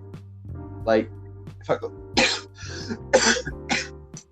and Winter Soldier had it had minimum narrative, but whatever space that wasn't covered by punches and brawn and battles was very minimum. So yeah, I'm glad that Hawkeye fixed this by actually being a better series than Falcon and Winter Soldier. Yes, I do share that opinion that Hawkeye is a better season of Falcon and Winter Soldier. If you remember back to the first MCU tier list, Falcon and Winter Soldier started a B tier for me, specifically because of episode 2. For me, Falcon and Winter Soldier in that same MCU tier list is at A tier because of all the action. If it had a better narrative, it would be an S tier for sure. But yeah, no, like this one, like Pancakes said, is very grounded. I don't know if you said that, but whatever. I said that. I said it's very grounded. That's all that matters. This is my review. This is my review now. But yeah, no, the series is very grounded. It's the first series without any superpowered people, using only their brute strength and minds. And I actually never noticed this, and it and it ended up like achieving the title of a great series doing this, and it just impressed me. And it also included lip reading abilities inside of Echo / Maya Lopez. Yeah, So that's just a skill, not really a superpower. Anyone can read lips.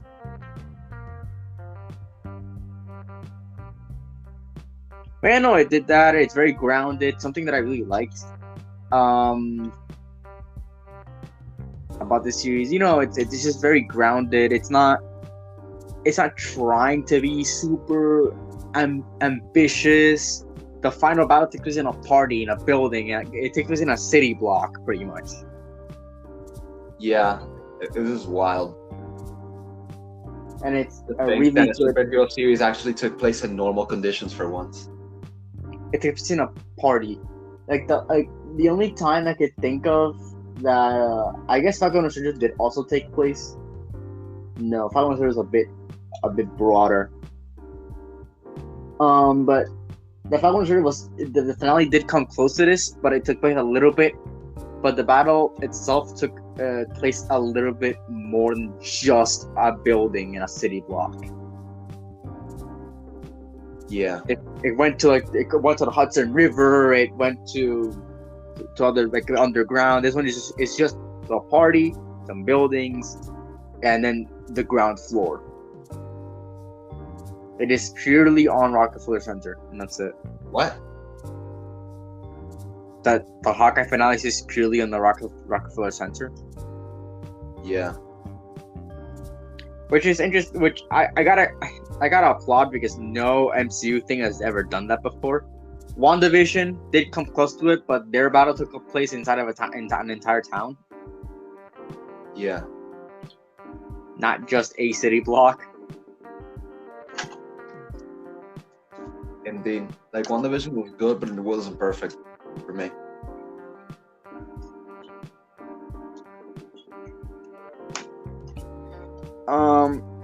But yeah, no, it's very, very applaudable. That's what I noticed. That these series are very, very low. It's not that their budget is low, because their budget same was a movie.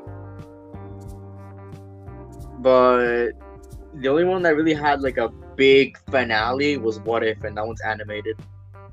Oh boy. Loki as well. I mean, Loki didn't. No, Loki is if we're talking technicality, Loki is a smaller finale. It Yeah. takes place in a room. In a what? In a room. In a room, exactly. So Loki does take the crown for like the smallest space, but it was still about, but it's not just a normal circumstance, because they're literally at the point at the end of time. Oof. So it's not normal.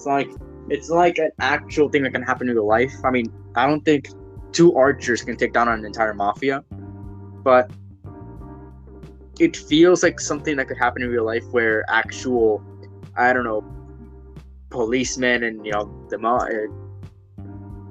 people like that could actually get into a fight in like these circumstances. Exactly, man. Like, It it shows feels- that something can actually happen in normal life conditions.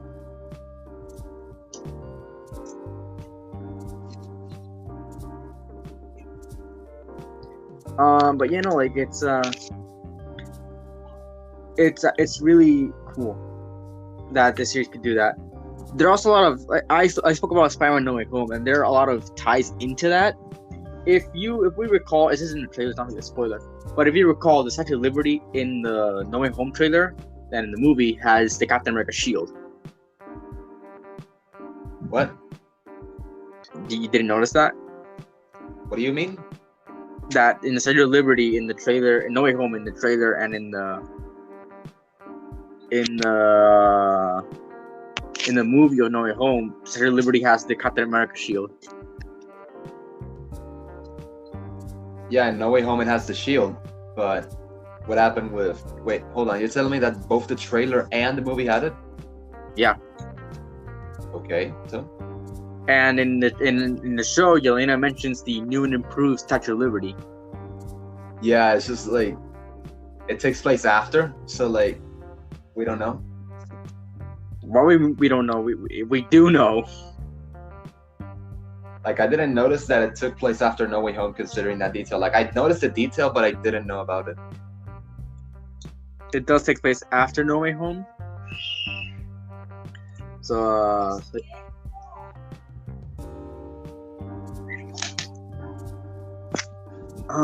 but yeah, no, like,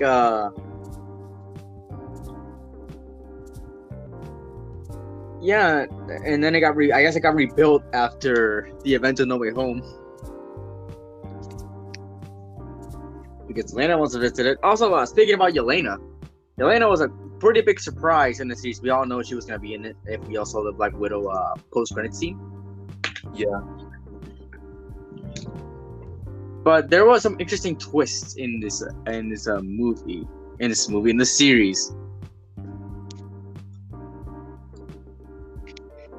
That really surprised me in a way where I kind of suspect where they would be taking the whole Yelena storyline, but never knew it would end up like this. I never really expected it. I didn't expect it either, to be honest. I think people that just kind of watch the movies just casually and then exit the theaters as soon as the thing just ends, and then they go to watch the series, and it's like, what's going on? That's just like bad management, to be honest. I hate when people leave the theaters in a Marvel movie, like after the credits. Exactly. I absolutely hate it. Like if you, and no offense, but if you actually secure like a date with a partner to go watch like a movie and it's a Marvel movie, and your partner leaves after the movie ends, that's a red flag. Yes, the only time I left before a post-credit scene was Endgame because I didn't have one.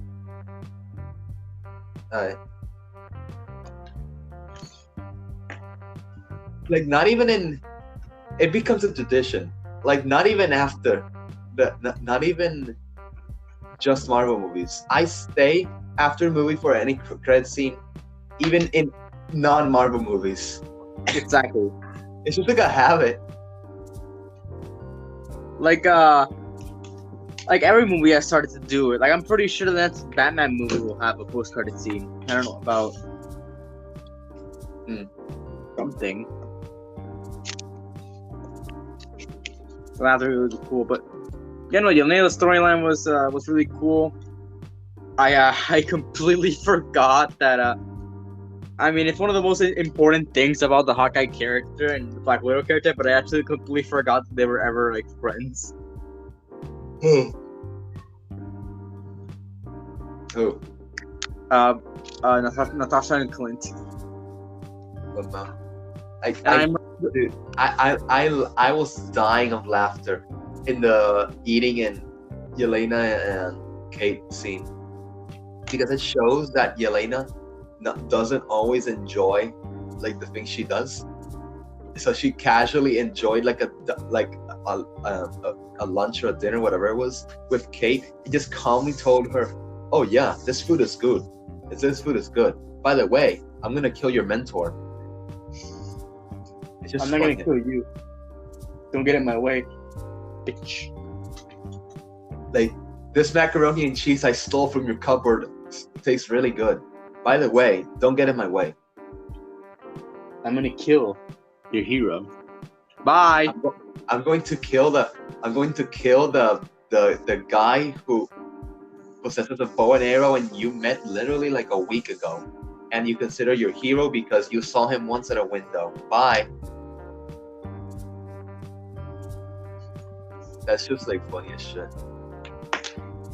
So you were just dying laughing at that. I don't really laugh at things because I don't laugh at home like when I'm watching the thing because I don't really find it as funny.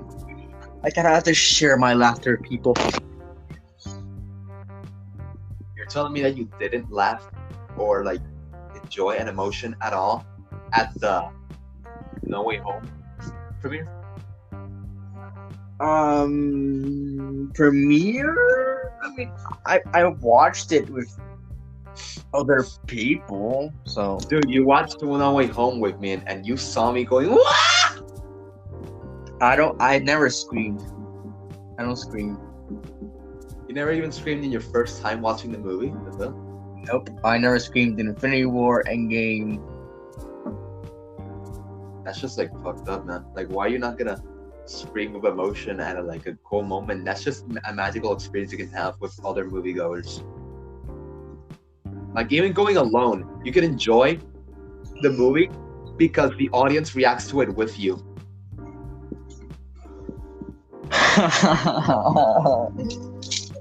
We all know that feeling very well. Maybe that's a story for another episode. What? That's a story for another episode. Okay.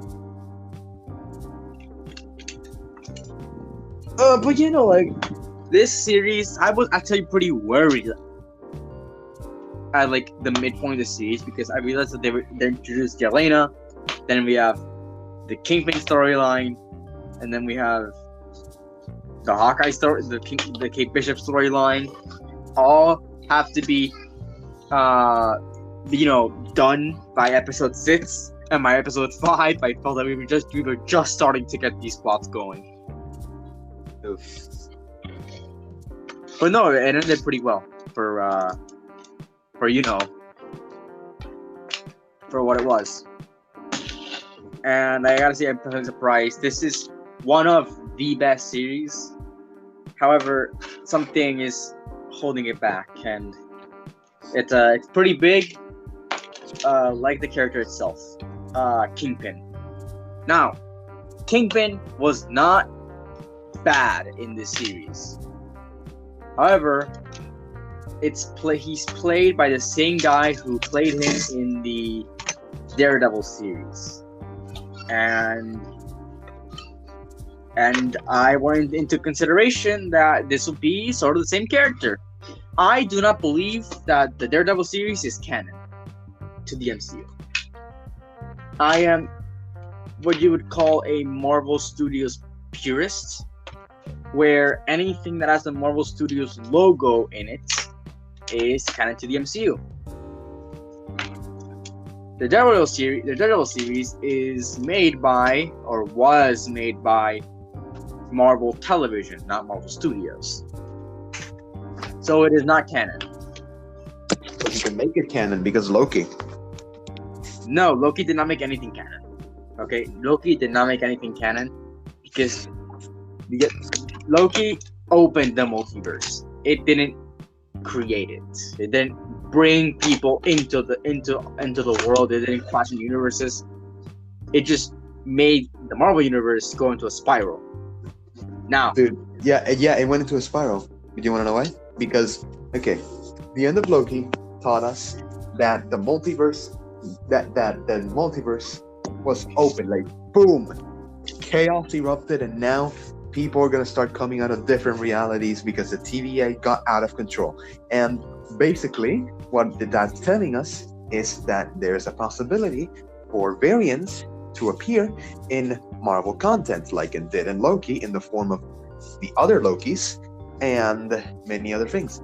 And this is shown with the existence of both Charlie Cox in No Way Home and whoever the fuck played Kingpin in the Hawkeye series. Vincent D'Onofrio. Those, while not necessarily, those characters are played by the same actor that portrayed them in their respective series, which is Daredevil in this case. And the Defenders, if you count their appearance, but basically, what I'm saying is that just because they're played by the same character doesn't mean it's the exact same version of the character. And even if it's confirmed by the actor, it was confirmed by Kingpin's actor that it's the same Kingpin, it could be explained by a simple explanation. It's a variant. That's it. A variant. One word. Variant. I actually do think that the series are part of a branch timeline where Charlie Cox's Daredevil, Matt Murdock went a different path, and it's, if you haven't watched Daredevil yet, this is spoilers for episode 1, where probably Karen Page did not in the Marvel universe that we know, Karen Page did not steal or did not open the file that she was accidentally given, which put her on a watch list for the Kingpin. And if you're asking when does Matt Murdock become Daredevil, before those events. So he's always been Daredevil, but he never met Karen Page, and he still became a really good lawyer.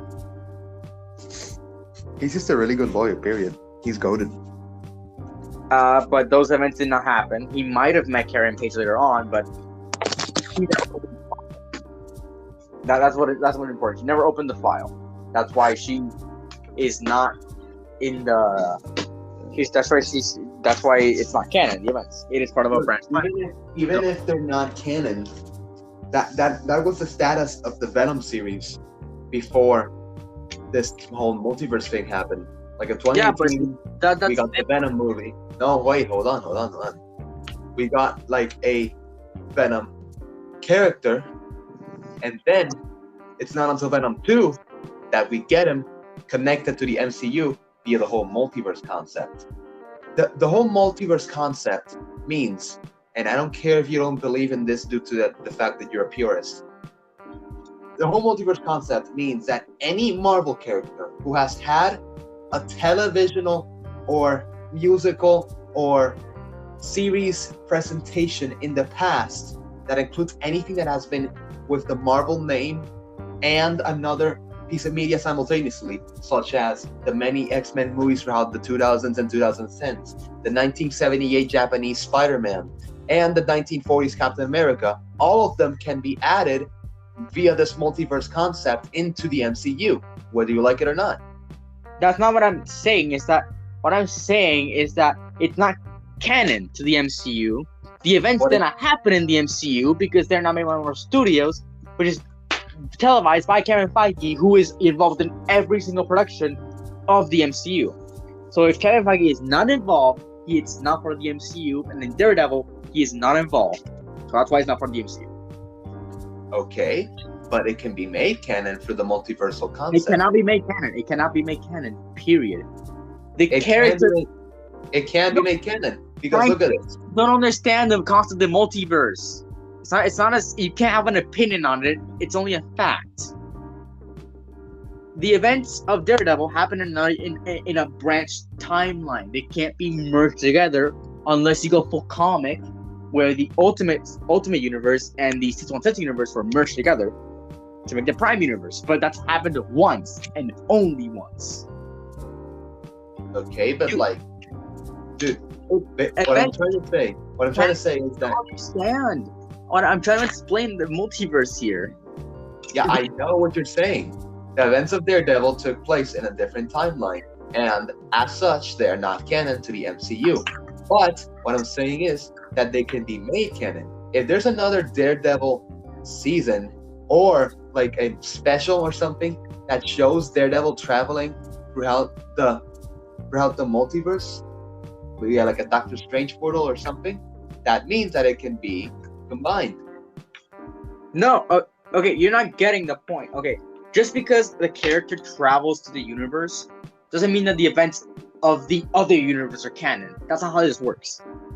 The events of that universe happen in that universe, and that character travels to the other universe. It's not like he just becomes part of the universe and he just erases every memory and everything that happened, and then suddenly all the events from the universe happened in this one, and then everyone just thinks that the events just happened. And like, oh, he didn't get the second thing. No, he's a traveler. The events don't occur. That's not how the multiverse works. When Venom transported himself to the MCU, the events of both Venom movies did not become canon. The character just teleported to another universe. The Venom movies aren't canon to the MCU. They're just in a separate universe, and they're contained to that universe. Okay, but still, any events that happen within the MCU universe, that universe being the whatever Earth 1999999 thing, whatever events that happen with that character in the universe are canon. For example, that is true. If that character is in the universe, what happens with that character in that universe is what happens in that universe. But the events of another universe can happen in the same universe, in another universe. They have to be different. Yeah, The Daredevil series. For example, the No Way Home credit scene in which you see Venom doing those things, you can imply that that event is canon due to the fact that it happened in Earth 19999. Yes, but the events of the Venom movies aren't canon. Nobody knows who Venom is. That we agree. Exactly. That's the point. That's the point I was saying. The events aren't canon, but the character does come into the canon, and then all his actions in that universe are canon. But as soon as he leaves, anything that he does after that is not canon. So yeah, I thought I wanted the events of the movie suddenly become canon as that character enters the universe.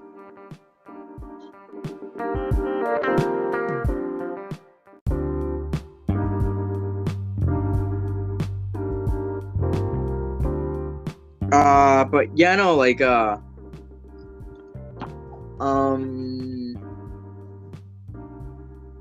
all really. That's just a factor of the universe.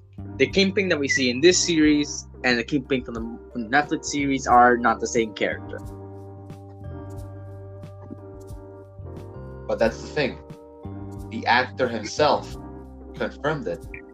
That even if it's not, so you're telling me that, yeah, canonically speaking, it's not the same self, but it is the same character. Like the type of character he is playing, even if it's a different version, he's playing it as if it was the same.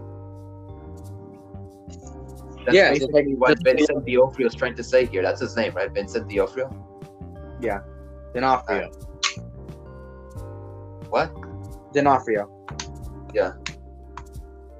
But it's like you're Jameson. They're not the same character. They're the same person playing different iterations of the same character. Because what I want to get into the Kingpin is that this character cannot be the same, because in the Netflix series, Kingpin, bashes the head of a guy against, pretty much decapitates a guy with a car door. And this one, he can barely the head in the car door. He can barely hit Kate Bishop. Exactly. That's just like, bro, what the hell, boy? And he's physically different. Like if you compare him from this series and the Daredevil series, he is physically different in pretty much every way. Because in this one, he is much more bulkier and it's much more like his comic self. Rather than just a man who, like a normal guy who's just wearing fiber armor. It's like fiber mesh armor.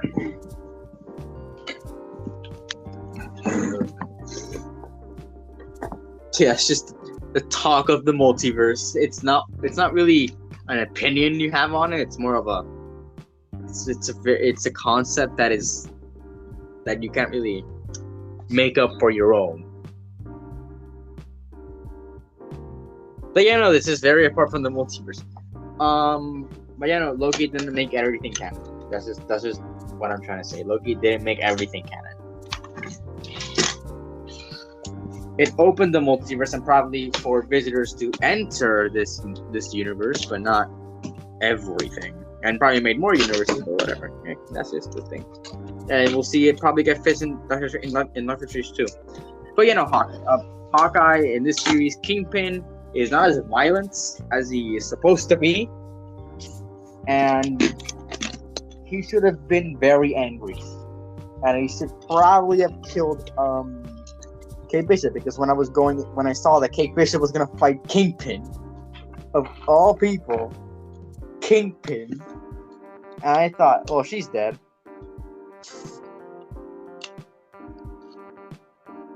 I thought Kate Bishop was gonna die, considering what Kingpin has done in the Netflix series, and since the same person, probably saying, no, it's Kingpin, and he has done much more terrible things than So yeah, that's what I thought would go down, but it didn't go down.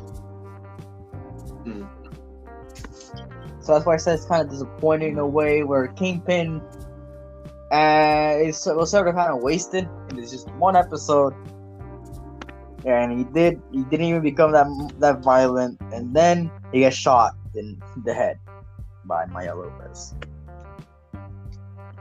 Oof. Although it is not the end for Kingpin, at least that's what happened. The exact same thing happened in the comics. Indeed. Where in the comics, Kingpin didn't die from that. He actually became blind. Yeah. Like Daredevil. So the exact same thing happened in the comics. We'll probably see Kingpin return. I would be surprised if he's dead. Yeah. But yeah, no, like and let's just talk about. I think we should really bring the elephant in the room that this series will be the first and second series to get a true spin-off. It's a spin-off of a spin-off. Would you consider? Okay, fine. I wouldn't consider this a spin-off. What? But it's a spin-off of a series on Disney Plus. So following the steps of Mandalorian, where Mandalorian is getting spin-offs, like Ahsoka and the recent release Book of Boba Fett. This series is getting a spin-off in the form of Echo, which will either be a prequel or sequel. I don't know. From ABC News. Well, that was definitely. Anyways, so I don't know what the wording was. That where am I? But yeah, no, like I was saying, like Echo would receive for a series, and it'll either be a sequel or a prequel. I assume will be a sequel involving her events afterwards, because Marvel doesn't do prequels. I didn't even know this Echo series existed. But yeah, I hope it turns out good. Like, Echo, I fear, might be a bad series.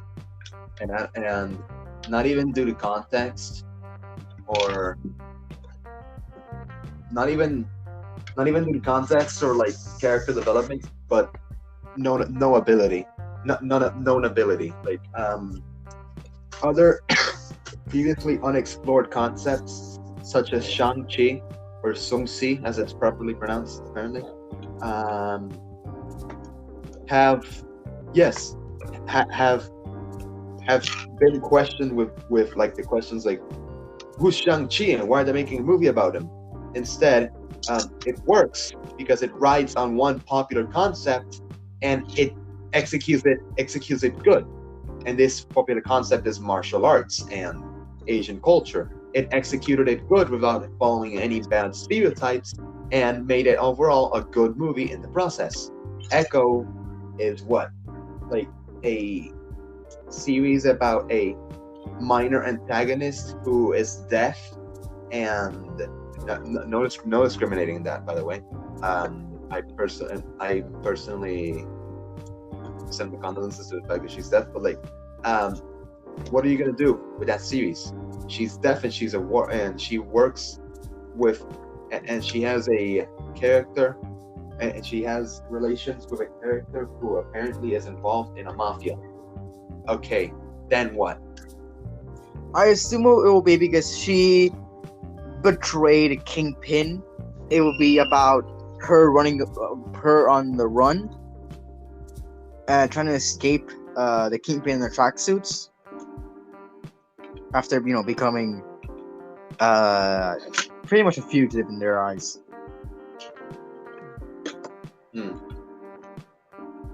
And it will be again very grounded, and it will be probably riding off the coattails of crime and like mafia stories.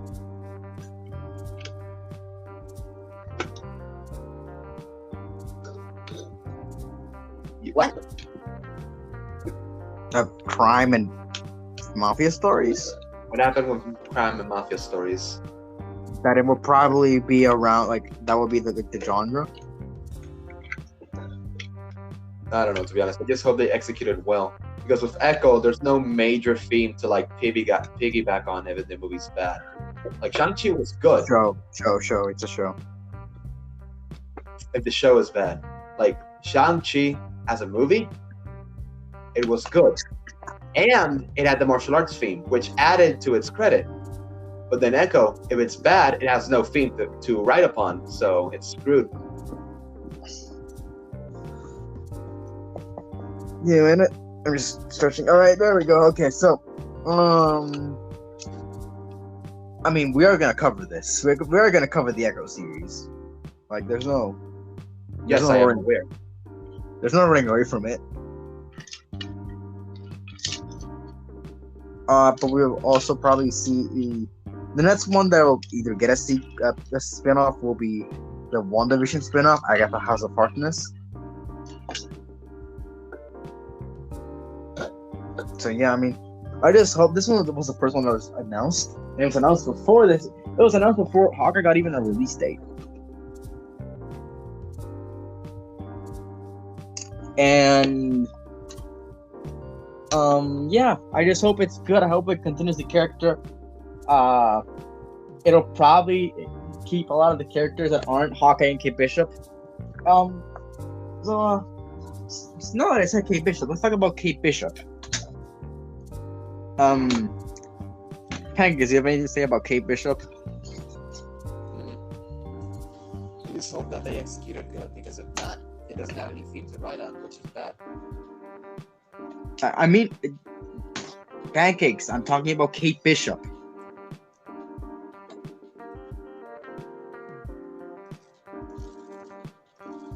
Pancakes.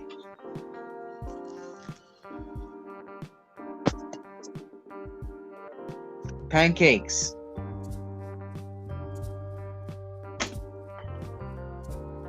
Hello?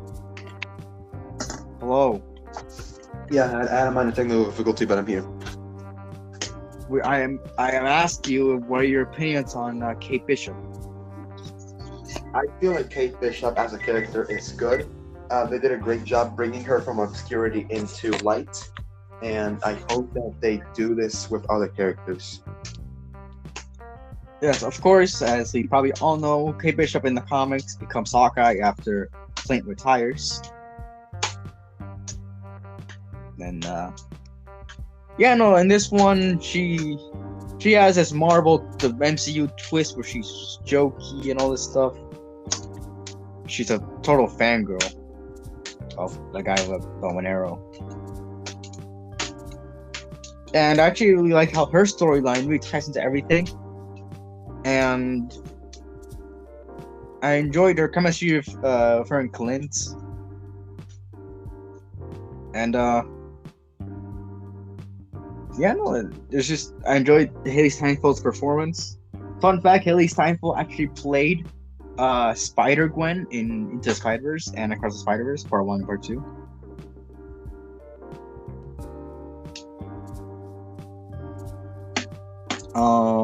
What else is there really? And I hope we see her more. She's rumored to appear in Ant-Man and the Wasp, or Ant-Man 3. For some reason. We haven't. Fun fact: we haven't seen a Disney Plus character appear in a movie yet. We haven't seen. I mean, you got Wanda from the.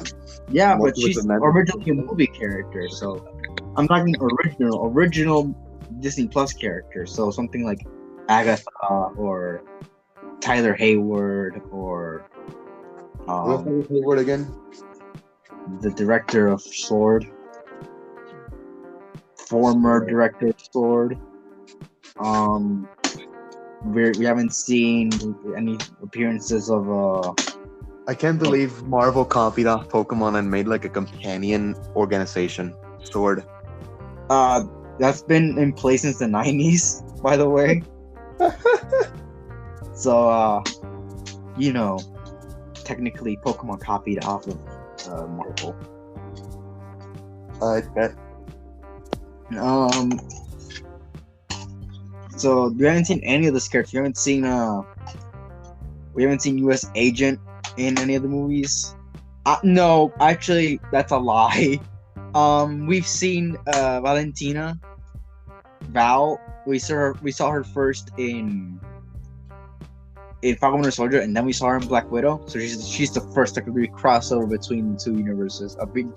Between Yeah, but two originally mediums. it wasn't gonna be like that. Black Widow would have released first, and then nothing would have happened. Yeah. But then they needed to introduce her. And then this happened. Well, yeah.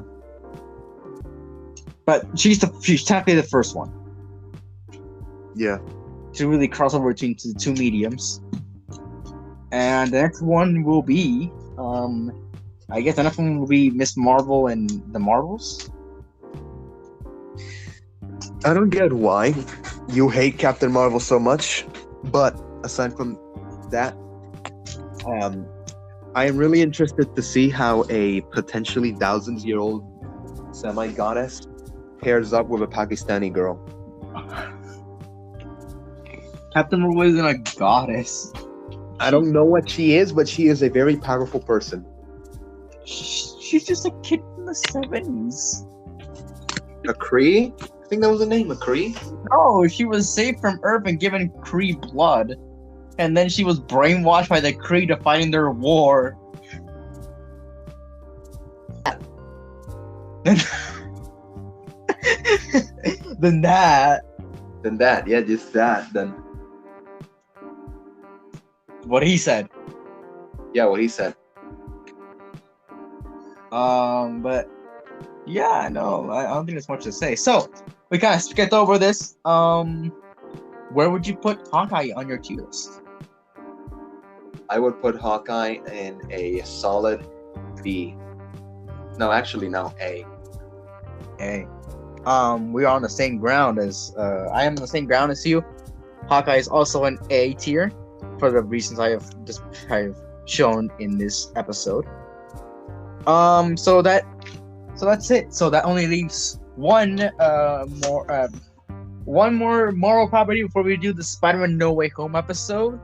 That being Eternals. Oh boy. We will see that review soon. Goodbye, everybody. Goodbye. Pancakes, say goodbyes. Yeah, you already said it. Okay.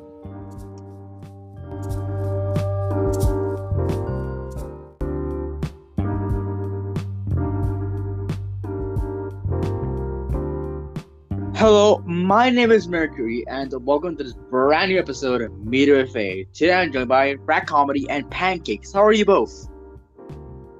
Good. Just like our second episode in a row being recorded, but yeah, we're good. So we're both. I share that if anyone does well. So today, we'll be talking about the most. We'll be talking about.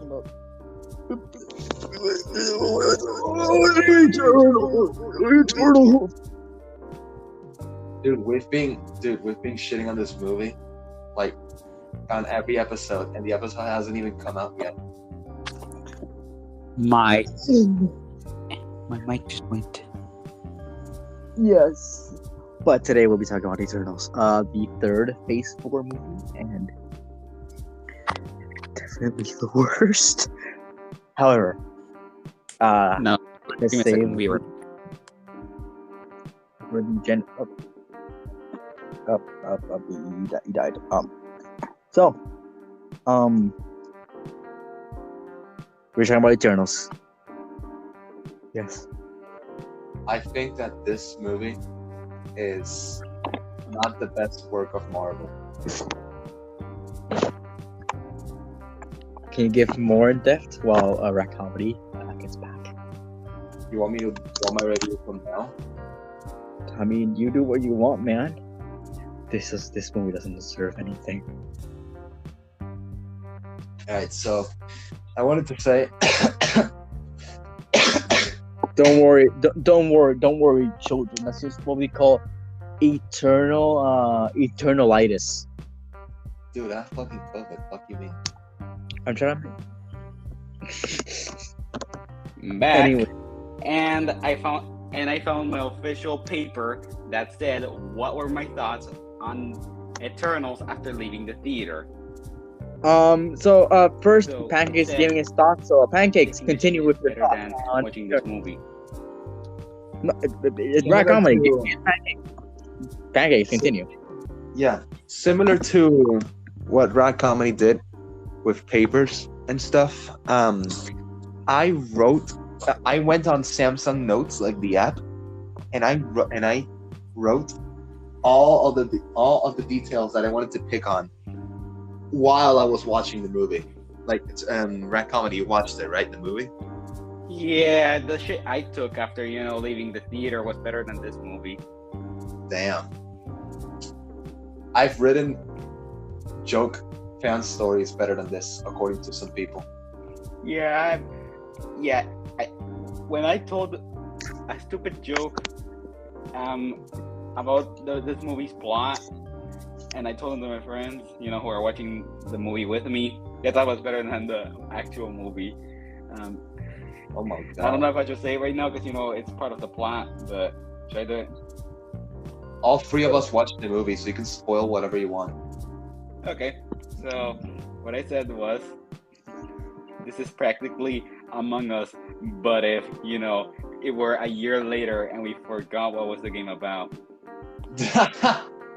Alright, so I wanted to bring up a bunch of general details first.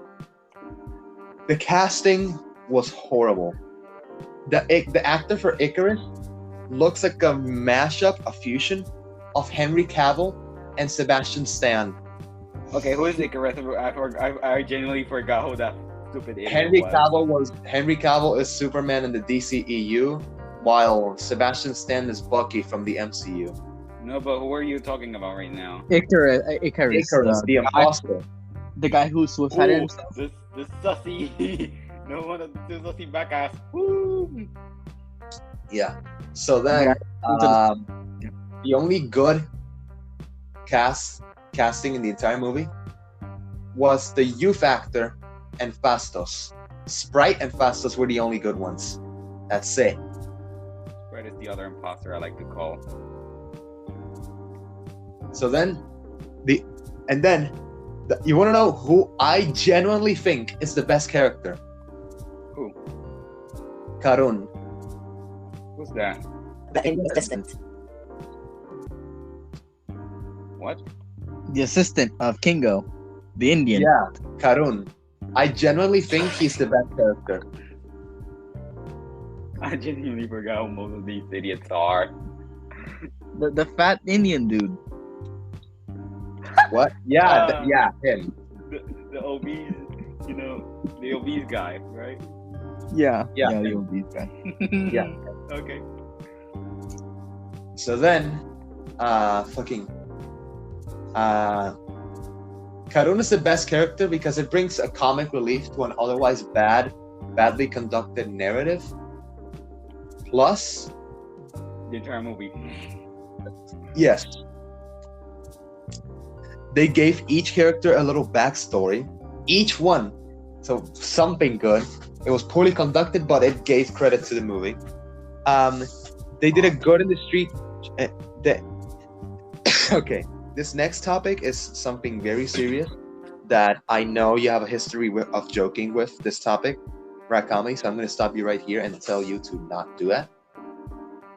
I genuinely think that one of the only good aspects of this movie is that they did a good and discreet job, unlike the Crunchyroll quote-unquote original High Guardian Spice, on representing LGBTQIA+ in the form of Fastos and Sprite. Sprite isn't. She's based on her character traits, I consider her to be bi. So yeah, no, it's not confirmed, so I wouldn't consider it. I don't know. Icarus as a twist villain was so sudden, and it didn't have enough context to develop. You're telling, okay, so, dude, this is the biggest plot convenience ever. Icarus' powers stop working, and the power of love blinds him to not kill Cersei when she's using her powers on Tiamat. The fuck? Bruh, just end the thing right then and there, period. Real. Fucking plot conveniences. Also, even if Cersei doesn't know why Ajax chose her over Icarus to replace her, it's obviously because she knew that Icarus was unfit for her power with his traitor's nature. So why would Cersei not know that when she knows that Ajax knew that Icarus was good? Ajax, like, from the dead, knew that Icarus wasn't worthy of her power. How did she not notice that? And another thing, you're telling me that a barrage of super speed punches and blows by Fina can't defeat Icarus. But all Droig, and the illusion guy, all Droig had to do to defeat Sprite was bash her with a fucking rock? What the hell? I remember laughing my ass off. Like a bunch of punches and blows by Fina, boom, boom, bam, bam, bam. With a rock, and that's it. A bunch of hits from the former glorious warrior herself can't defeat a god, but no, all an illusionist has to do to trick another illusionist is a fucking rock. Boom, that's it. Okay. How does Sprite survive a rock to the head? Like, let's talk seriously about that. I mean, she can survive that, but really, that's all it takes? Why? Yeah, that's all it takes to just remove her. That's it. Bye-bye, imposter. And this next section is just me making joke shippings, like ships. Droid x Mercury. Fina x Gilgamesh. Dude, Gilgamesh death. It did not make sense to me. Like, you're telling me that Fina was just watching Gilgamesh die. She didn't do anything about it. And I don't care that she had like some sort of bad like power narrative. But dude, Gilgamesh is dying. Why could you not stop it? Mercury, she just watched him die. What do you think about that? The movie itself doesn't really do much to the movie was shit anyway, so hey, at least we got rid of another. To explore their relationship and stuff. That child. So it's like, it's not good. So just like this movie. It's one of the aspects that doesn't make it good, Everything is bad. To give you an idea of how bad the casting was, I genuinely thought for half the movie that Gilgamesh was a younger version of Wong. For real. I am not kidding. I genuinely thought. I think so. Hey. I genuinely thought Gilgamesh was a younger or past version of Wong. I genuinely thought that. But then he had to die.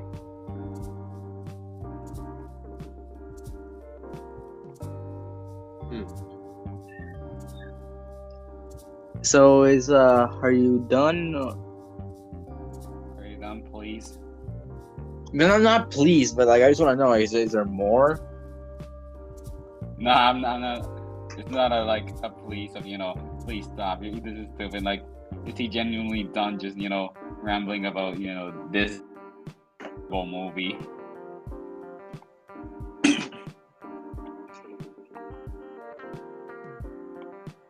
Pancakes, is that it? What? Or are you? Oh yeah, practically as a movie, this movie is decent. But everything else, it plunked. MCU movie, bad. Narratives, bad. Explanation of powers, bad. Dude, the biggest no-no for me. How could you not save Gilgamesh? Just literally standing right there, freaking dying. You could do nothing about it, really? Oh, yeah, I always hated that scene. Rest in peace, the China man. Genuinely pissed me off.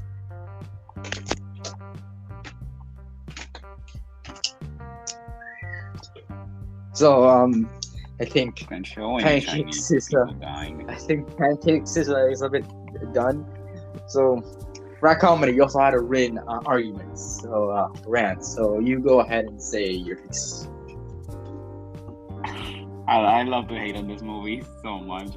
When I was leaving the theater, I was with some dumb homies who just had to share the pain with me. I immediately just told you, hey, these are the imposters from Among Us. We need to call them at some point. I could tell them, hey, you guys need to fucking talk. Okay, but for real, it's incredibly forgettable. That's something, okay? I'm literally asking you questions like, who's this guy? Who's this guy? Like, for real. I legitimately forgot like most of the characters and most of their names as well. Like, I don't even remember the Icarus, I think, and Pride, because for the main villains, because I often joked about them to my other friends who just just had to be there conveniently to just watch this stupid movie with me. And and then when I was discussing this on the way back home, they said it was a good movie, and I was like, I didn't even speak for the remainder of the ride home. And then immediately afterward, just start making memes, because that's a passion, okay? I swear my memes have more passion in them than this stupid movie. Like, this movie has some good representations, and for the most part, like, did a good job on some of the effects or whatever, but the casting, the acting. Oh no! There was this one part when. There was one part where someone acted so horribly, I genuinely started laughing out loud at the theater, and my friends as well. They genuinely laughed at that scene, and yeah, I forgot most of this movie by now, and rightfully so, because this movie sucks, big time. Okay. Do you have the stupid tier list open? Let's take that for later when we all give our pieces. So I guess you're done, RAT Comedy? The video effects, along with Bastos, Sprite, and Kuran, are the only good things about this movie. Yeah, that's it. And so I guess the first few minutes. I don't know if the first few minutes count, but because you arrived late. Actually, yeah, the few minutes, before they started fighting or whatever, those were sort of enjoyable. Like, I could watch them at least. So and that's it for my piece. Go ahead, take this the movie shit. This movie is a total piece of dog shit.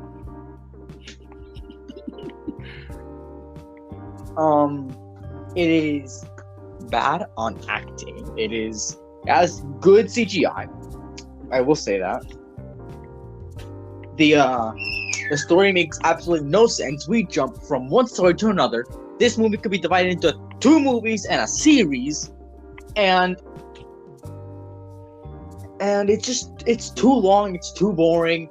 The only character I was really excited for was Dane Whitman, who becomes a Black Knight. Black Knight is one of the characters I'm really excited about, and then he got wasted. Black Knight is like this guy who has like this sword, and he's really cool. But which one of the Eternals was he? No, he's not even an Eternal. He's just a guy. He's Cersei's boyfriend. Oh my god. He's one of the characters I'm really excited to see. And I was like, I hope he suits up. I hope he joins the Eternals in the fight. I hope he gets the Ebony Sword. But no, he gets a post-credit scene and then Blade comes and says, no, you're not ready for that. And then it cuts off. What the? Also, yes, at the end that was Blade. In the mid-credit scene, that was in the post-credit scene, whatever it was. That was Blade.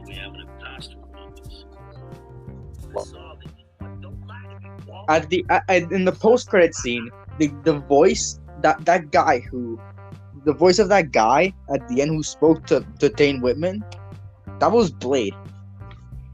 Oh damn.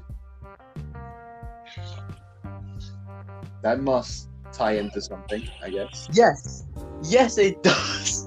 But I can't believe that they introduced Blade. They introduced Blade in this movie. And it's just all he does is I'm not even there. You know what I think happened? I think that Mahershala Ali just got called on the phone and said, "Hey, can you do this? Can you say this line for us?" And then they recorded on the call, right? They probably gave him an anchor recording session. He said the line, and then they added it to the movie. Probably. That's all he does. It was like one take. Are you sure about that, Mr. Whitman? And then the movie ends. But Blade, Black Knight, all these characters are really cool. Wasted. The Celestials, wasted. For real. I mean, not wasted. They could still have like another. They could still have like another movie that's actually good. Yeah, Guardians of the Galaxy Volume 2. But okay. You know what really, really pisses me off? You remember that deviant that got the powers of Gilgamesh and Ajak? Yeah. He pissed me off so much.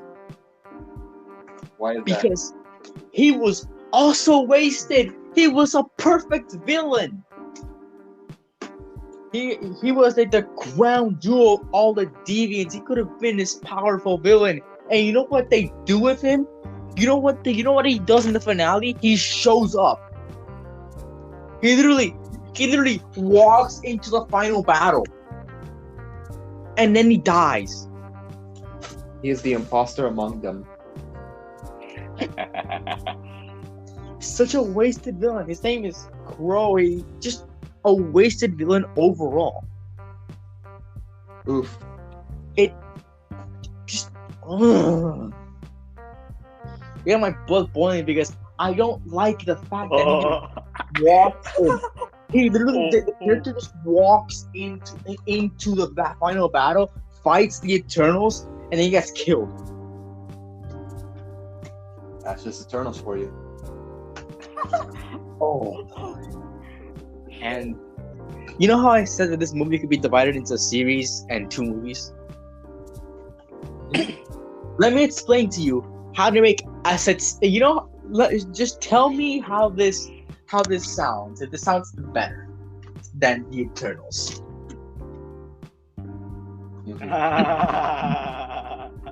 Okay. Wait. There's I searched up the Eternals Among Us joke, the one that I did, and people are just, doing the same thing because, people are always just comparing it to Among Us. Yeah, that's how shit the movie was. The people are just, constantly left, right, and center, just, making jokes about this being, Among Us. But can I explain why? Can I explain what this duology and prequel series would be like? So, in the first movie of the Eternals, it would be about the fact that after the events of Endgame, the Deviants, the power of the snap, of the blip, technically, the Deviants rose up and started attacking people. So then, they try to destroy all these things so they can eventually reach the core of the Earth and destroy the core of the Earth, because the Celestials there. So Arishem sent a message to the Eternals saying, you need to come back and take care of the Deviants. And then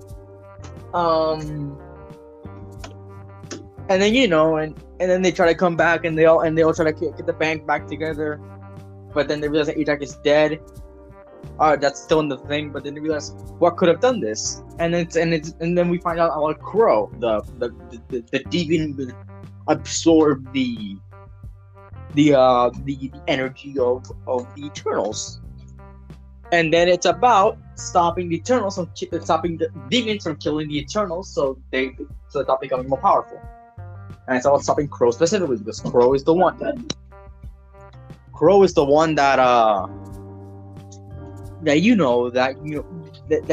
that's the real main threat, because he has sort of two Eternals. And then it would end with the Eternals killing all the Deviants, right? And then it would be the epic twist that was Arishem's plan all along, that then Tiamat could awaken. And the sequel will be about the Eternals stopping Tiamat from awakening and saving all humanity. Does that sound any better? That sounds good, but what about the series? You said there was going to be a series. Oh, the series would take all of the how in the series in the movie got flashbacks and all that. Yeah. The series will be an anthology series about the Eternals influencing human civilization. Okay. That sounds good. That sounds way more interesting. Yeah, no, they just tried to merge a bunch of stuff into one movie, and it just didn't work out. This movie is just abnormally long. It's boring, and do not get me starting on the sex scene. Okay, the sex scene wasn't that bad. The sex scene was actually... Don't say good. Nice. Don't say good. Dude, I've seen other sex scenes in movies, and it was pretty good as a sex scene. It was good. Okay, no. Let's 31 on that scene. So in the movie, it goes like they start talking, then they kiss, and then they go. Come on. That's literally the point of sex scenes, Mercury. That's really the point. They encounter, and then they kiss, and then they get more involved with one another, and then that's the point. Just described every single form in existence. That's the point. And then you know what? And then they started bragging about it, like, "Oh, we have Marvel's first coming." I'm gonna search it up. Screw it. We have Marvel's first coming scene. You want to see like the top part of a movie? Hey kids, we got a set. Dude, if this movie's on the Kids' Choice Awards, I'm gonna laugh. A good movie for y'all, except it's not good. And Eternals wins best romance. Let's go. Imagine Nickelodeon just nominates Eternals for best romance, and it wins. Oh man, but this movie is very, very bad. And if you want to see how bad it is, it will come out on my birthday on Disney Plus. Let's go. But you know what will also come out on my birthday on Disney Plus? The 3rd episode of Book of Boba Fett, which I recommend. Boba Fett was actually pretty good, like the first episode.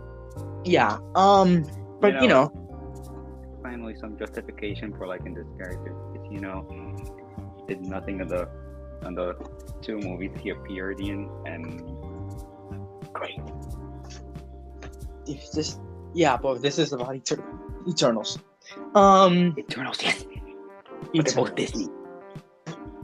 This movie is so bad that they are thinking about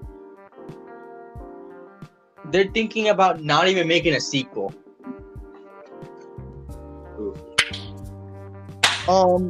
This movie is so bad that I don't know if they can even fit these characters into any crossover later on in the MCU. Do you see any of these characters interacting with like the likes of Falcon or Captain America or the Soldier or Loki?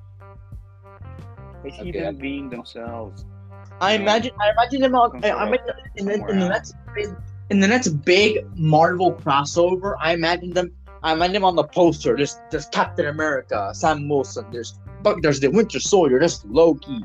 There's Scarlet Witch, Doctor Strange, and then the bottom is Sprite. That's just funny. Right. And at the bottom you see Fastos and like all these characters. Like, who are all these characters? No. I would pay to see Karun in that poster. I would pay to see that. Like, is there some sort of joke hero that doesn't actually have any superpowers, but is like a very rich person? For example, Howard the Duck. If there's a character like that fit for a human that fits Karun's description, please give it to him. But yeah, no. Like, imagine in the next Marvel poster, in the next Marvel crossover, you see like Shang-Chi, you see Kate Bishop Hawkeye, you see Moon Knight, you see all these cool characters, and you see Sprite, you see Fastos, you see Cersei. No, I want Karun. I want Karun to be in it. I genuinely want Karun to be in it. You see Kingo. You know, this is a Kingo Lego figure, right? And in the Kingo Lego figure, he has the Rock face. You know the Rock face where he goes like the eyebrow up. Yeah. Imagine in the poster. Imagine it's just a Kingo doing the Rock thing. Yeah. Just imagine. I would pay to see that too. But yeah, no, like I don't see any of these characters really crossing, interacting with anybody. Maybe like Peter Quill, whose father is a Celestial, both children of Celestials. So they could not do a little interaction, but I don't see the Eternals being part of the larger MCU. It's not setting up anything, which I consider to be sad that these characters will not get a sequel. They will apparently get a prequel series, which I hope is anthology. I hope it'll be. I think it'll be actually pretty. I think that one will be actually pretty good. I think the prequel series could be pretty good. I'm excited for a prequel series of a bad movie. That's how you know the bad movie. That's how you know it's a bad movie. I want to see them. You know what I want to see? I want to see the Eternals in Mayan times. I want to see the Eternals in times of like the Roman Empire. That's pog. That sounds cool, right? That sounds cool. Yes. And so hopefully they don't go and see how they to the next in the same ass episode. What I don't want to see, episode by episode. What I don't want to see is a character who's not really a small child, but looks like a teenager having feelings for a guy who suicides himself. What are you talking about? Oh yeah, It's you multiverse. told me. You're telling me that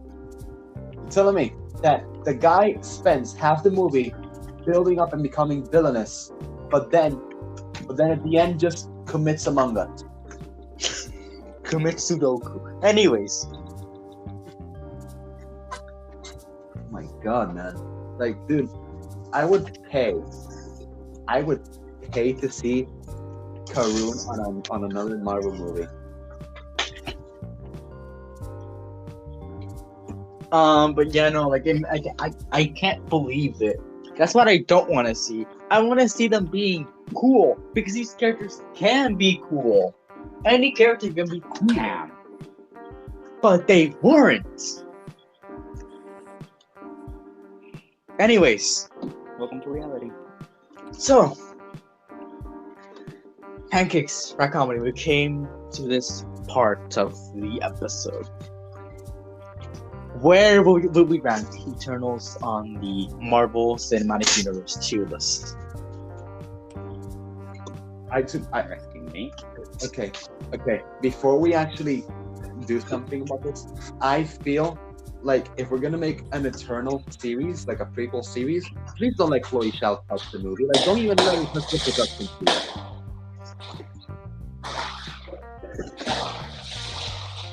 What is that? Christmas.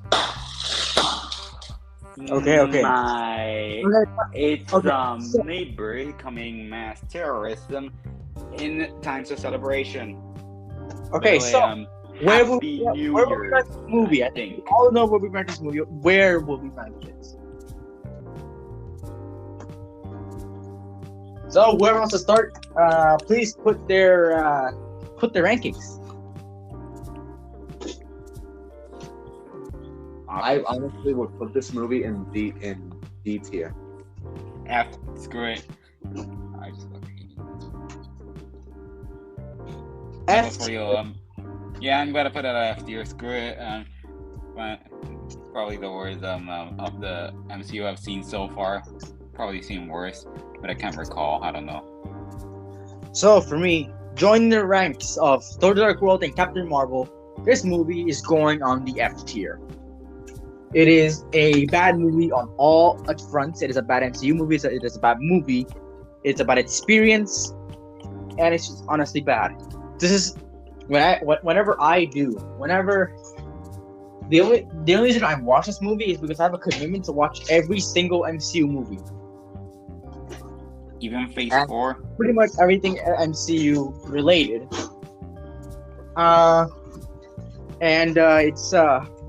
So this is a requirement for me. But this is going on the F tier, going to Captain Marvel and Thor: The Dark World for one of the worst movies.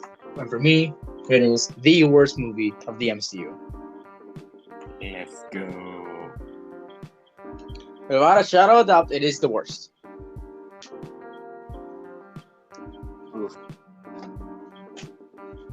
Heavily outweighing Captain Marvel, heavily outweighing The Dark World, and all those other movies.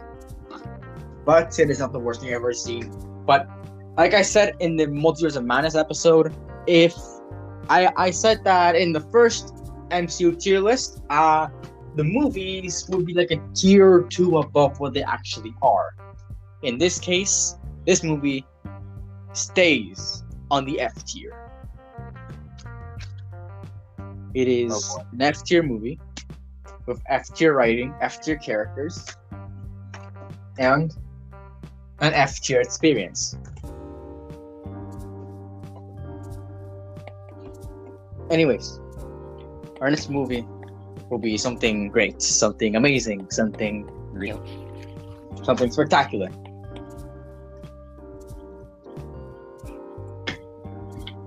Yes. Something good. We'll be singing praises about the movie for a long time. Anyways, that is it. Pancakes and RAT Comedy, say your goodbyes. Alright, I'm gonna be seeing some extended sex scene of the Eternals, and hopefully I'll get to join my neighbors in committing mass terrorism on New Year's Eve. Anyway, so that is it. Hope you enjoyed this rambling of ours, and you continue to listen to us in the future. Goodbye.